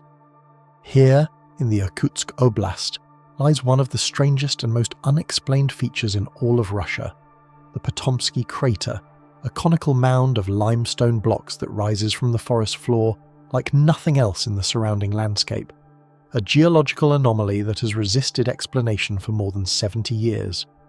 The crater was discovered in 1949 by a geologist named Vadim Kolpakov, who was conducting a survey of the region and who stumbled upon this formation with no preparation for what he would find. His first impression, he later wrote, was that he had discovered an unknown archaeological site, perhaps the remains of an ancient mine or quarry, some human construction that had been forgotten and reclaimed by the forest. But further investigation revealed no evidence of human activity, no artifacts or tool marks or structural features that would indicate deliberate construction. The Patomskiy crater, it seemed, was natural, but natural in ways that no one could explain. The crater rises approximately 80 meters above the surrounding forest floor, a cone of shattered limestone blocks that looks profoundly out of place among the birch and larch trees that crowd its base. The diameter at the ground level spans roughly 160 meters, narrowing as it ascends toward a ring-shaped crest that encircles a central depression, as though something had pushed up from below and then partially collapsed or subsided. The total volume of displaced rock has been estimated at approximately 250,000 cubic meters, a mass that would require enormous energy to lift and arrange, yet the mechanism that produced this energy remains unknown. Local Yakut people had long avoided this place, calling it the Fire Eagle's Nest and attributing its existence to supernatural forces, to a great bird of flame that descended from the sky and built this strange dwelling in the forest. Their avoidance was not idle superstition but practical caution, for they had observed that animals behaved strangely near the crater, that compasses spun erratically, that people who approached too closely sometimes felt unwell. Whether these observations reflected genuine anomalies or the power of expectation is difficult to determine, but the indigenous warnings added to the atmosphere of mystery that surrounded the site from the moment of its scientific discovery. Kolpakov's initial report generated interest but also skepticism, for the crater defied easy classification. It was not volcanic in the conventional sense, for the region showed no evidence of recent volcanic activity, and the rocks composing the cone were not ignite but sedimentary limestone, material that had been present in the local bedrock and somehow heaved up and shattered. It was not an impact crater, for such craters form depressions rather than elevated cones, and no meteoritic material was found in the initial surveys. It was not a karst sinkhole, for those features collapse inward rather than building upward. The Patomskiy crater seemed to occupy a category of 1, a unique formation that matched no known geological template, and therefore invited speculation that ranged from the plausible to the fantastic. The dating of the crater's formation has proven contentious. Studies of tree growth rings on the cone slopes suggest that the structure began forming approximately 300 to 500 years ago, a relatively recent origin in geological terms. Trees growing on the lower slopes show normal growth patterns, while those higher on the cone display disturbed rings indicative of ground movement and stress during their lifetimes.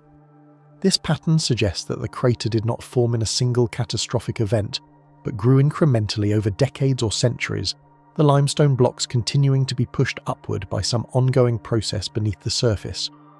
Yet other researchers have questioned this timeline, arguing that the trees may have colonized an already formed structure rather than witnessing its creation, that the ring disturbances reflect later settling rather than active growth. The true age of the Patomskiy crater remains uncertain, a fundamental question that influences all interpretations of its origin. Mainstream geological hypotheses have focused on several possible mechanisms. One proposal involves a buried intrusion of igneous rock, a magma body that pushed up through the sedimentary layers without reaching the surface, lifting and fracturing the overlying limestone as it rose. This would explain the conical shape and the ongoing deformation suggested by the tree rings, but it does not explain why no evidence of volcanic rock has been found in the crater material itself, why the intrusion would occur in isolation far from any volcanic province, or what would cause such an intrusion in geologically recent times. Another hypothesis proposes that the crater formed through gas emissions, that methane or carbon dioxide trapped beneath the permafrost found a weak point and escaped violently, heaving the surface upward as it vented. This mechanism has parallels elsewhere in Siberia, as we shall later see, but gas venting typically produces explosive craters rather than neat conical mounds, and the absence of any crater depression at the summit in the initial formation argues against a purely explosive origin. A third hypothesis involves underground water circulation in the karst limestone, the gradual building of pressure as water dissolved channels and chambers beneath the surface, eventually causing the overlying rock to bulge upward. But this explanation struggles to account for the energy required to lift such a massive quantity of rock, and the cone's slopes appear too steep and unstable to represent a simple pressure dome. Each mainstream explanation captures some aspects of the phenomenon while failing to address others, leaving the Patomskiy crater suspended between multiple partial interpretations, none of which has achieved consensus. More speculative theories have flourished in this uncertainty. The crater's discovery in 1949 came only a year after the Tunguska event's 40th anniversary had revived public interest in that still unexplained explosion, and comparisons were inevitable. Some proposed that a smaller version of whatever caused Tunguska had struck this location, perhaps a fragment of the same comet or asteroid that created the 1908 devastation, or an entirely separate impact that went unwitnessed in the unpopulated taiga. The cone, in this interpretation, represented either an unusual impact structure or the result of a near-surface air burst that compressed the ground without excavating a crater. Others went further, suggesting that the crater marked the landing site of an extraterrestrial craft, the cone formed by propulsion systems or by the craft burrowing into the Earth. These proposals, while intriguing to popular audiences, have found no support in the physical evidence, which shows no meteoritic material, no high-temperature alteration, no trace of manufactured objects. Scientific expeditions to the Patomskiy crater have been hampered by the site's extreme remoteness. Located approximately 400 kilometers from the nearest town of any size, accessible only by helicopter or by extended overland trek through dense taiga, the crater has received far less systematic study than its strangeness would seem to warrant. Expeditions in the 1960s and 1970s collected samples and measurements, but produced no definitive conclusions. A more intensive campaign beginning in 2005 employed modern analytical techniques, including detailed geophysical surveys that attempted to image the subsurface structure beneath the cone. These surveys revealed anomalies suggesting that the limestone blocks extend downward in a funnel shape, as though drawn toward a central point, but the resolution was insufficient to determine what lies at that point or what force might have arranged the rock in this pattern. The 2005 expedition was also marked by tragedy when its leader, geologist Yevgeny Vorobyov, died of a heart attack while ascending the cone's slopes. His death, while almost certainly coincidental, inevitably added to the crater's mystique, seeming to confirm the local warnings about the site's malign influence.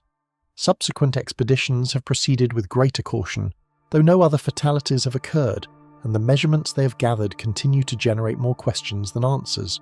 Magnetic anomalies have been detected but not consistently replicated.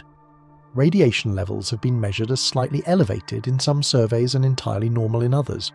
The crater's reputation for strangeness may be influencing the interpretation of ambiguous data. The human tendency to find what we expect to find is shaping the scientific process itself. What the Patomskiy crater ultimately represents may depend on how we define explanation. If explanation means identifying the physical mechanism, the forces and processes that built this structure, then we have at best tentative hypotheses and no confirmed answer. But if explanation means understanding why this feature matters, what it reveals about the complexity and unpredictability of geological processes, then the crater offers profound lessons. It reminds us that the Earth can produce forms that do not fit our categories, that nature is not obligated to sort itself into the neat boxes of our classification systems. It suggests that even in an age of satellites and sensors, of comprehensive geological mapping and sophisticated modelling, the planet can still surprise us with anomalies that resist our interpretive frameworks. The Patomskiy crater stands in its forest clearing like a question mark rendered in limestone, asking what we truly know and how we know it, and whether our knowledge is adequate to the strangeness of the world. The permafrost that underlies this region plays a role in the crater's preservation and perhaps in its formation as well. The frozen ground maintains the cone's structure, preventing the limestone blocks from settling and shifting as they would in warmer climates, keeping the slopes steep and the form distinct. But the permafrost is changing here as everywhere in Siberia, the warming temperatures pushing the frost line deeper and exposing previously stable ground to the cycles of freeze and thaw that can transform landscapes with surprising speed. If the crater was formed by some process involving the permafrost itself, gas trapped beneath ice, water circulation altered by frozen barriers, then the changing conditions may affect whatever mechanism remains active beneath the surface. The Patomskiy crater may not be a finished feature, but an ongoing process, still evolving, still growing or settling or transforming in ways we cannot predict without understanding its origin. From this strange stone cone in the Ukok forests, our journey shifts westward, toward the Ural Mountains that mark the traditional boundary between Europe and Asia, where an artifact resides in a museum in Yekaterinburg that challenges our understanding of when and how symbolic thought emerged in the human lineage.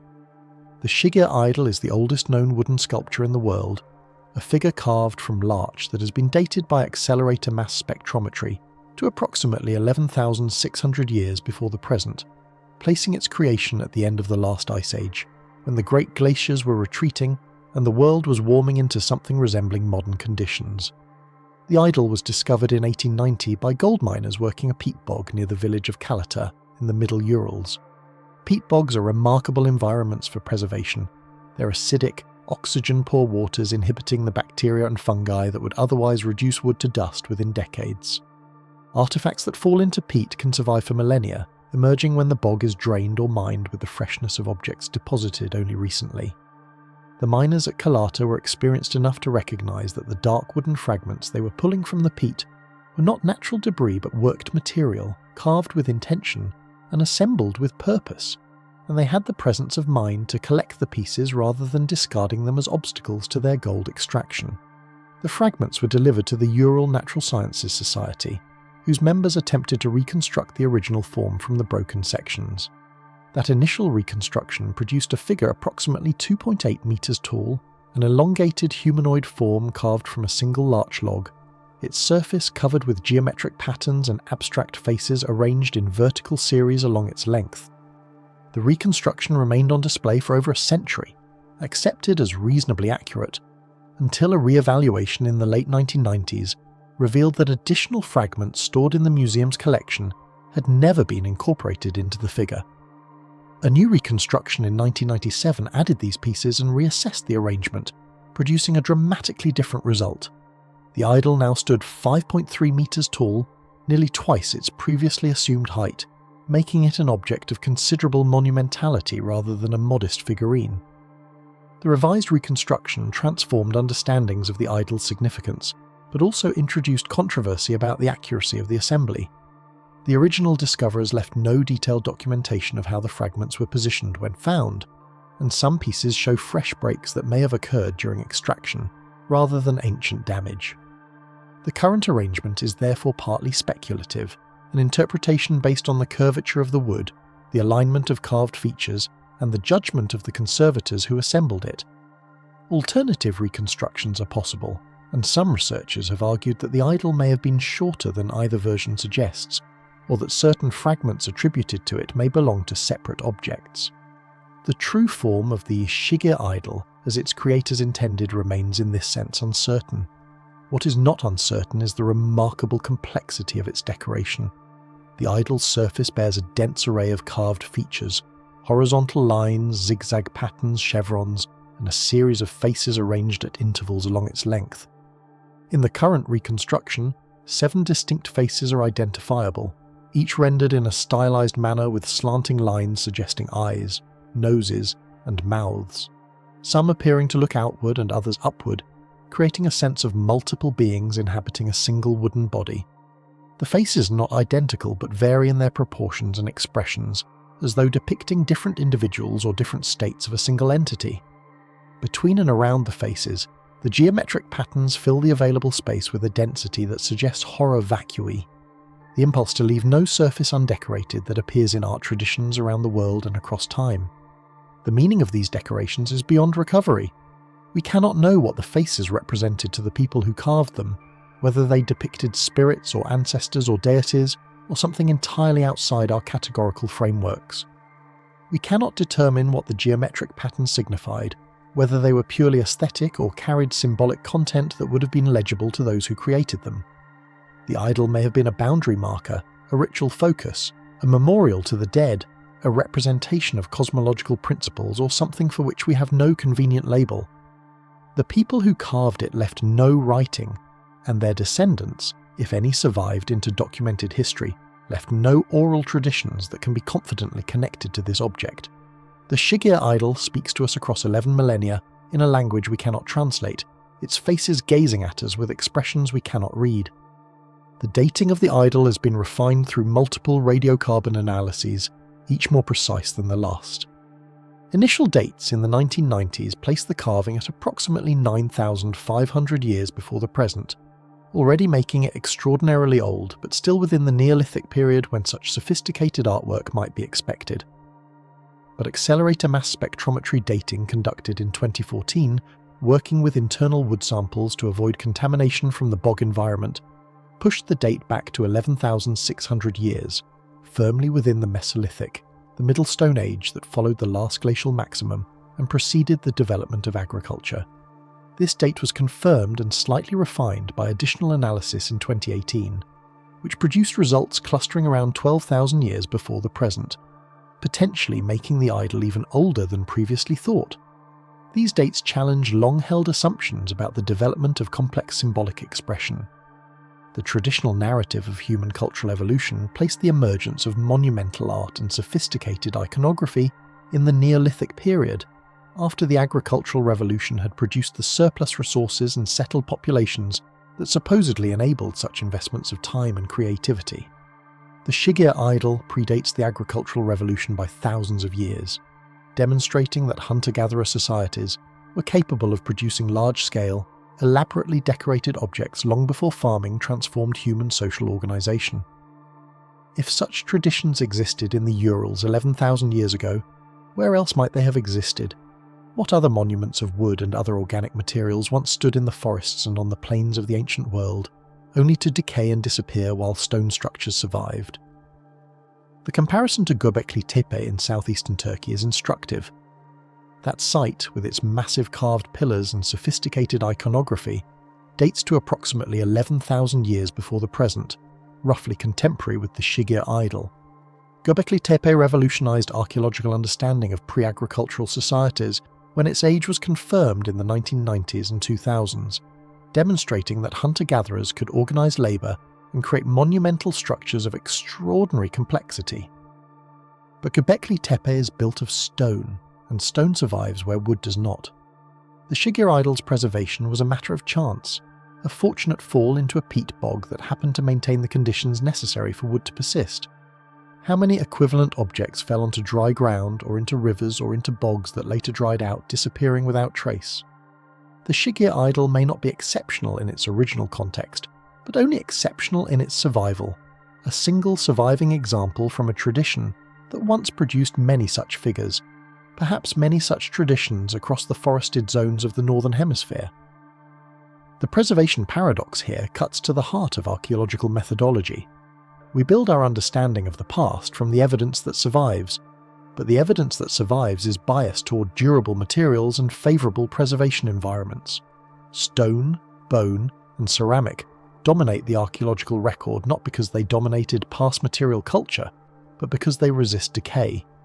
Wood, fibre, leather, and other organic materials were almost certainly far more important in most societies than the surviving record suggests. But their perishability erases them from that record except in extraordinary circumstances. The peat bogs and permafrost of northern regions preserve what would elsewhere be lost, giving us glimpses of organic material culture that must have existed everywhere but survives only here. The Shigir Idol reminds us that absence of evidence is not evidence of absence, that the symbolic and artistic capabilities we document only from the Neolithic onward almost certainly existed earlier, expressed in materials that time has destroyed.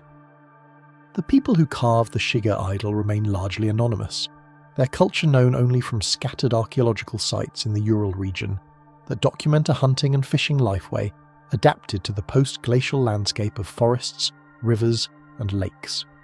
They left behind stone tools and bone implements, the remains of their meals and the ashes of their fires, but little that reveals their beliefs or their social organisation. The idol stands as the most eloquent testimony to their inner lives, to the symbolic universe they inhabited and the values they held, but it is a testimony in an untranslatable language. We can appreciate its aesthetic qualities, can admire the skill of its execution and the complexity of its design, but we cannot hear what it was saying to those who made it and used it, and eventually deposited it in the bog where it would wait for rediscovery. The circumstances of that deposition raise their own questions. Was the idol placed in the bog intentionally as an offering, as so many objects were deposited in northern European bogs throughout prehistory? Was it discarded when its usefulness ended, disposed of in a convenient wet place as refuse? Did it fall accidentally, perhaps when the ground near the bog's edge gave way? The absence of context in the original discovery, the 19th century mining operations' inevitable destruction of stratigraphic relationships, means we cannot answer these questions with certainty. The idol exists now as an isolate, divorced from the cultural context that would make it fully intelligible, a fragment of a vanished world that speaks louder in its incompleteness than many better documented finds.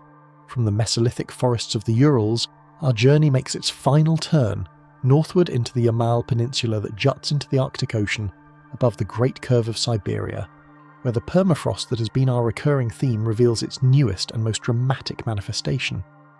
Here, beginning in 2014, a phenomenon emerged that seemed to belong more to science fiction than to science. Enormous craters appearing suddenly in the tundra, gaping holes tens of meters across and nearly as deep, formed by explosions that scattered debris across the surrounding landscape and left behind vertical shafts that looked like nothing the region's inhabitants had ever seen. The first crater was discovered by helicopter pilots flying over the Yamal Peninsula, who noticed a dark hole in the otherwise featureless tundra that had not been there on previous flights. Initial reports estimated the crater's diameter at approximately 30 meters and its depth at perhaps 70 meters, though these figures were revised by subsequent surveys as the unstable walls continued to collapse and modify the original shape. The crater's rim was surrounded by a ring of ejected soil and rock fragments, some thrown hundreds of meters from the edge, indicating that the formation had been violent, an explosion rather than a collapse. Ice at the bottom of the shaft and along the walls confirmed what the location suggested. This feature was somehow related to the permafrost, to the frozen ground that underlies virtually all of the Yamal Peninsula. The discovery generated immediate global attention and predictable speculation. Theories proposed in news coverage and social media range from meteorite impacts to military testing, to the activities of subterranean creatures, to intervention by extraterrestrial beings. The crater's dramatic appearance, its sudden emergence in a remote location far from human habitation, its vertical walls and scattered debris, all combined to create an image that seemed to demand extraordinary explanation. But scientists who reached the site recognized the likely cause almost immediately. For the Yamal Peninsula sits atop vast reserves of natural gas, primarily methane, and the dynamics of methane in permafrost environments were already well understood, even if this particular manifestation was unprecedented in scale. Methane exists in permafrost in two primary forms: as free gas trapped in pockets within or beneath the frozen layer, and as methane hydrate, a crystalline structure in which methane molecules are locked within cages of water ice. Both forms are stable under cold conditions but become unstable as temperatures rise. Free gas expands, building pressure against the confining ice and soil. Methane hydrate dissociates, the ice cages breaking apart and releasing the trapped gas, which adds to the building pressure. If the pressure exceeds the strength of the overlying material, an explosive release can occur, the gas venting suddenly and violently and ejecting the plug of frozen earth that had been containing it. The craters of the Yamal Peninsula represent this process scaled up to geological dimensions, methane explosions powerful enough to excavate holes that would dwarf most human structures. The scientific explanation, though straightforward in its broad outlines, nevertheless contains depths that reward closer examination, for the processes that create these craters operate across timescales that humble human memory and reveal forces that have been building, unseen and unfelt, for millennia upon millennia. The methane now venting from the Yamal Peninsula accumulated during epochs when the Arctic experienced conditions radically different from those of today, when warmer climates allowed organic matter to flourish and decay, generating gases that became trapped as subsequent cooling froze the ground and sealed the reservoirs. Some of this methane has been waiting for release since the Pleistocene, since mammoths walked the same tundra where helicopters now survey the damage, since the Denisovans, whose bones we encountered at the beginning of our journey, still occupied their cave in the Altai foothills. The explosions we witness today are not merely present events, but are the surface expression of ancient processes finally reaching their conclusion. The opening of pressure vessels that were sealed before the last ice age ended, the fulfillment of a geological drama whose script was written when humans still shared the world with our closest evolutionary relatives. Yet the conventional explanation, compelling as it is, leaves questions that resist easy answers. Why these specific locations rather than others with apparently similar conditions? The Yamal Peninsula contains countless square kilometers of permafrost underlain by methane, yet the craters cluster in particular areas, suggesting that local variations in geology, hydrology, or thermal dynamics determine where the pressure finds release. Some researchers have noted correlations with ancient lake beds, where deeper permafrost might have created more effective seals, or with zones where subsurface geology channeled gas flow toward particular points. Others have examined the role of thermokarst lakes, bodies of water that form when permafrost thaws and settles, which can act as thermal conduits warming the ground beneath them and accelerating gas release.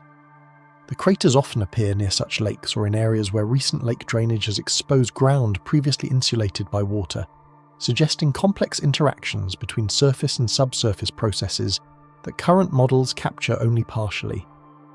What triggers the precise moment of eruption? The pressure must build gradually over years, perhaps decades, perhaps centuries, yet the release is instantaneous, a threshold crossed in an instant that cannot be recovered. What determines that moment? What final increment of warmth, what last degree of structural weakening, tips the balance from containment to catastrophe? The discovery of additional craters in the years following 2014 confirmed that the Yamal explosion was not an isolated anomaly, but part of a broader phenomenon affecting the entire Arctic region. Subsequent surveys identified dozens of similar features across northern Siberia, some freshly formed and still venting gas, others older and partially filled with water as lake formation began, still others visible only as circular depressions suggesting ancient explosions whose craters had largely healed.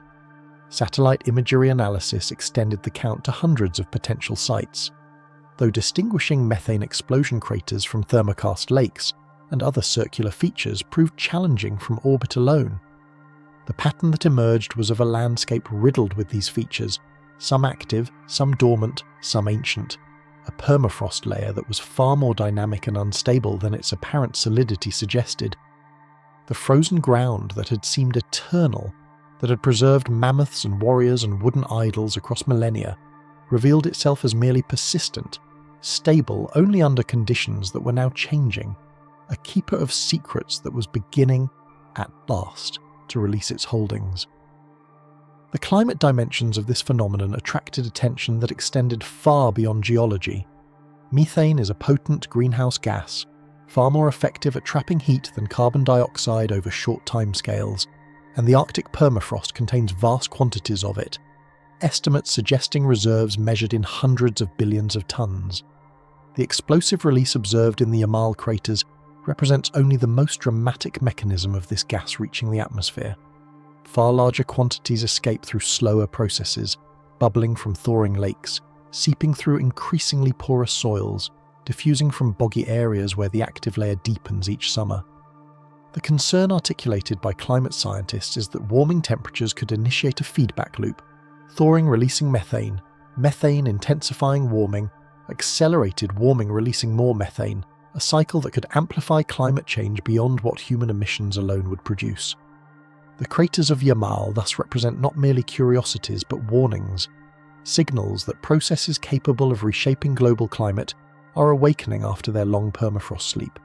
Standing at the edge of one of these craters, as researchers have done and as indigenous reindeer herders have observed from cautious distance, one confronts a landscape in transition, a world where the ground itself cannot be trusted. The Nenets people who have inhabited the Yamal Peninsula for centuries, whose herds graze the same tundra where the craters appear, possess oral traditions that speak of places to be avoided, zones where the earth behaves strangely, where the ground trembles or sounds emerge from below. Whether these traditions reflect historical awareness of similar events, smaller explosions that occurred in the past but left no permanent record in Western scientific literature, remains unknown, for the interactions between indigenous knowledge and geological phenomena have only recently begun to receive serious scholarly attention. The Nenets name for the Yamal Peninsula itself translates as "end of the land," a designation that carries new resonances as the permafrost that defines that land begins its transformation. What does it mean for a culture built around reindeer herding and seasonal migration when the ground over which the herds have travelled for generations becomes unpredictable, when new hazards appear without warning, when the solid foundation of existence reveals itself as merely temporary? The craters link in unexpected ways to all the sites we have visited throughout our journey, for they represent the same fundamental theme that has woven through every landscape, every artifact, every mystery: the tension between preservation and revelation, between what the frozen earth holds and what it releases, between the secrets buried in permafrost and the forces that bring them to light. The Denisova cave yielded its bone fragment because cave conditions preserved organic material, that would have decayed in warmer environments. The Ukok Princess emerged from her kurgan with skin and tattoos intact, because permafrost maintained temperatures that arrested biological decomposition. The Shigir Idol survived its 10,000 years because the peat bog provided an anaerobic environment, analogous to permafrost in its protective effects. In each case, cold served as a barrier against the normal processes of entropy and decay, a suspension of the biological and chemical reactions that would otherwise erase all evidence of the past. The Yamal craters represent the opposite force, not preservation, but release, not the holding of secrets, but their explosive revelation, the permafrost surrendering what it has kept hidden as the conditions that enabled preservation cease to obtain. There is something both thrilling and melancholy in this thought, for the same warming that threatens to destabilize global climate and upend traditional ways of life also promises new discoveries, new fragments of the past emerging from their frozen sleep. As permafrost thaws across Siberia, objects are appearing with increasing frequency. Mammoth tusks in quantities that support an ivory trade, frozen carcasses so well preserved that tissue samples yield viable cells, artifacts from human cultures that had no contact with literate civilizations and left no written records. The erosion of riverbanks, the collapse of coastal bluffs, the deepening of the active layer all contribute to a process that is simultaneously destruction and revelation, the end of one kind of preservation and the beginning of another kind of knowledge. What will emerge? What wooden idols, what tattooed bodies, what tools and ornaments and structures wait beneath the ice, and how much time do we have to recover them before the same thawing that reveals them also delivers them to decay? The permafrost that seemed permanent reveals itself as merely a holding action, a delay in the inevitable processes of decomposition, and the race is now on to document and recover what it yields before the brief window between frozen preservation and thawed destruction closes. Our journey through the cold landscapes of northern Eurasia has traced a thread that connects sites separated by thousands of kilometers and thousands of years, from the Altai Mountains to the Arctic Ocean, from the Mesolithic to the present day, and what emerges is a portrait of a vast region shaped by forces that defy simple categorization. The human story here is one of adaptation and resilience, of cultures finding ways to thrive in environments that seem to preclude thriving, of technologies developed to exploit resources that required ingenuity to access, of cosmologies constructed to explain phenomena that remain mysterious even to modern observers.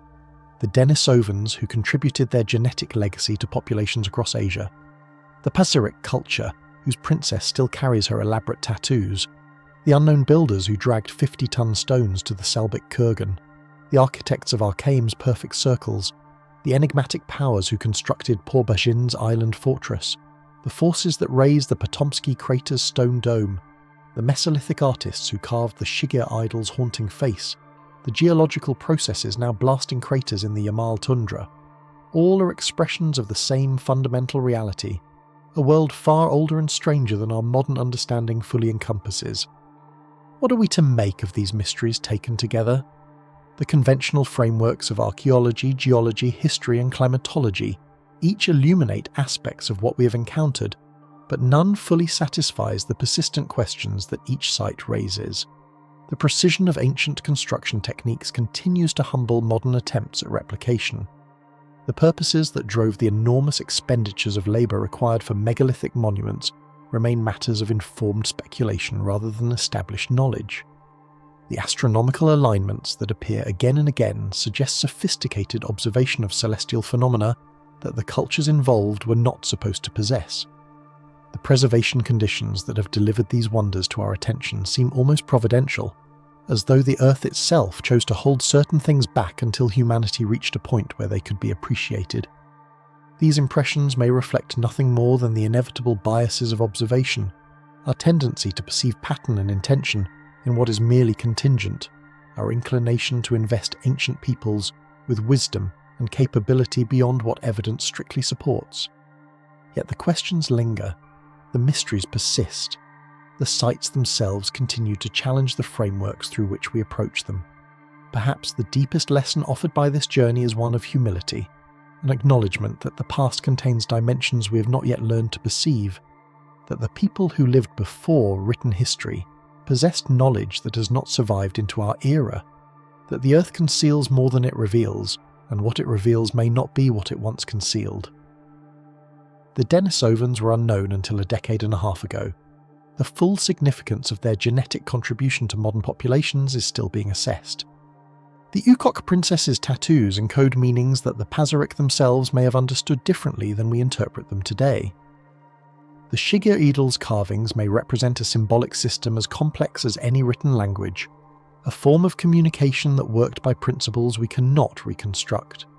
Each of these discoveries arrived unexpectedly, emerging from contexts that had seemed thoroughly investigated, revealing depths that prior scholars had not suspected. How many more such discoveries wait beneath the ice, within the caves, under the kurgans, beyond the next thaw? What assumptions that seem secure today will be overturned by tomorrow's excavation, tomorrow's analysis, tomorrow's reinterpretation of evidence we thought we understood? The permafrost, keeper of secrets for millennia upon millennia, is now releasing its holdings, and what emerges challenges us to expand our understanding of what humanity has been and might yet become. The warming that drives this release is itself a product of human activity. Greenhouse gases accumulating in the atmosphere as a consequence of industrial civilization's energy consumption, a feedback loop in which human action triggers geological response that may further amplify human-induced change. We are, in a sense, creating the conditions that will reveal more of our own deep past, even as we create conditions that may threaten our collective future.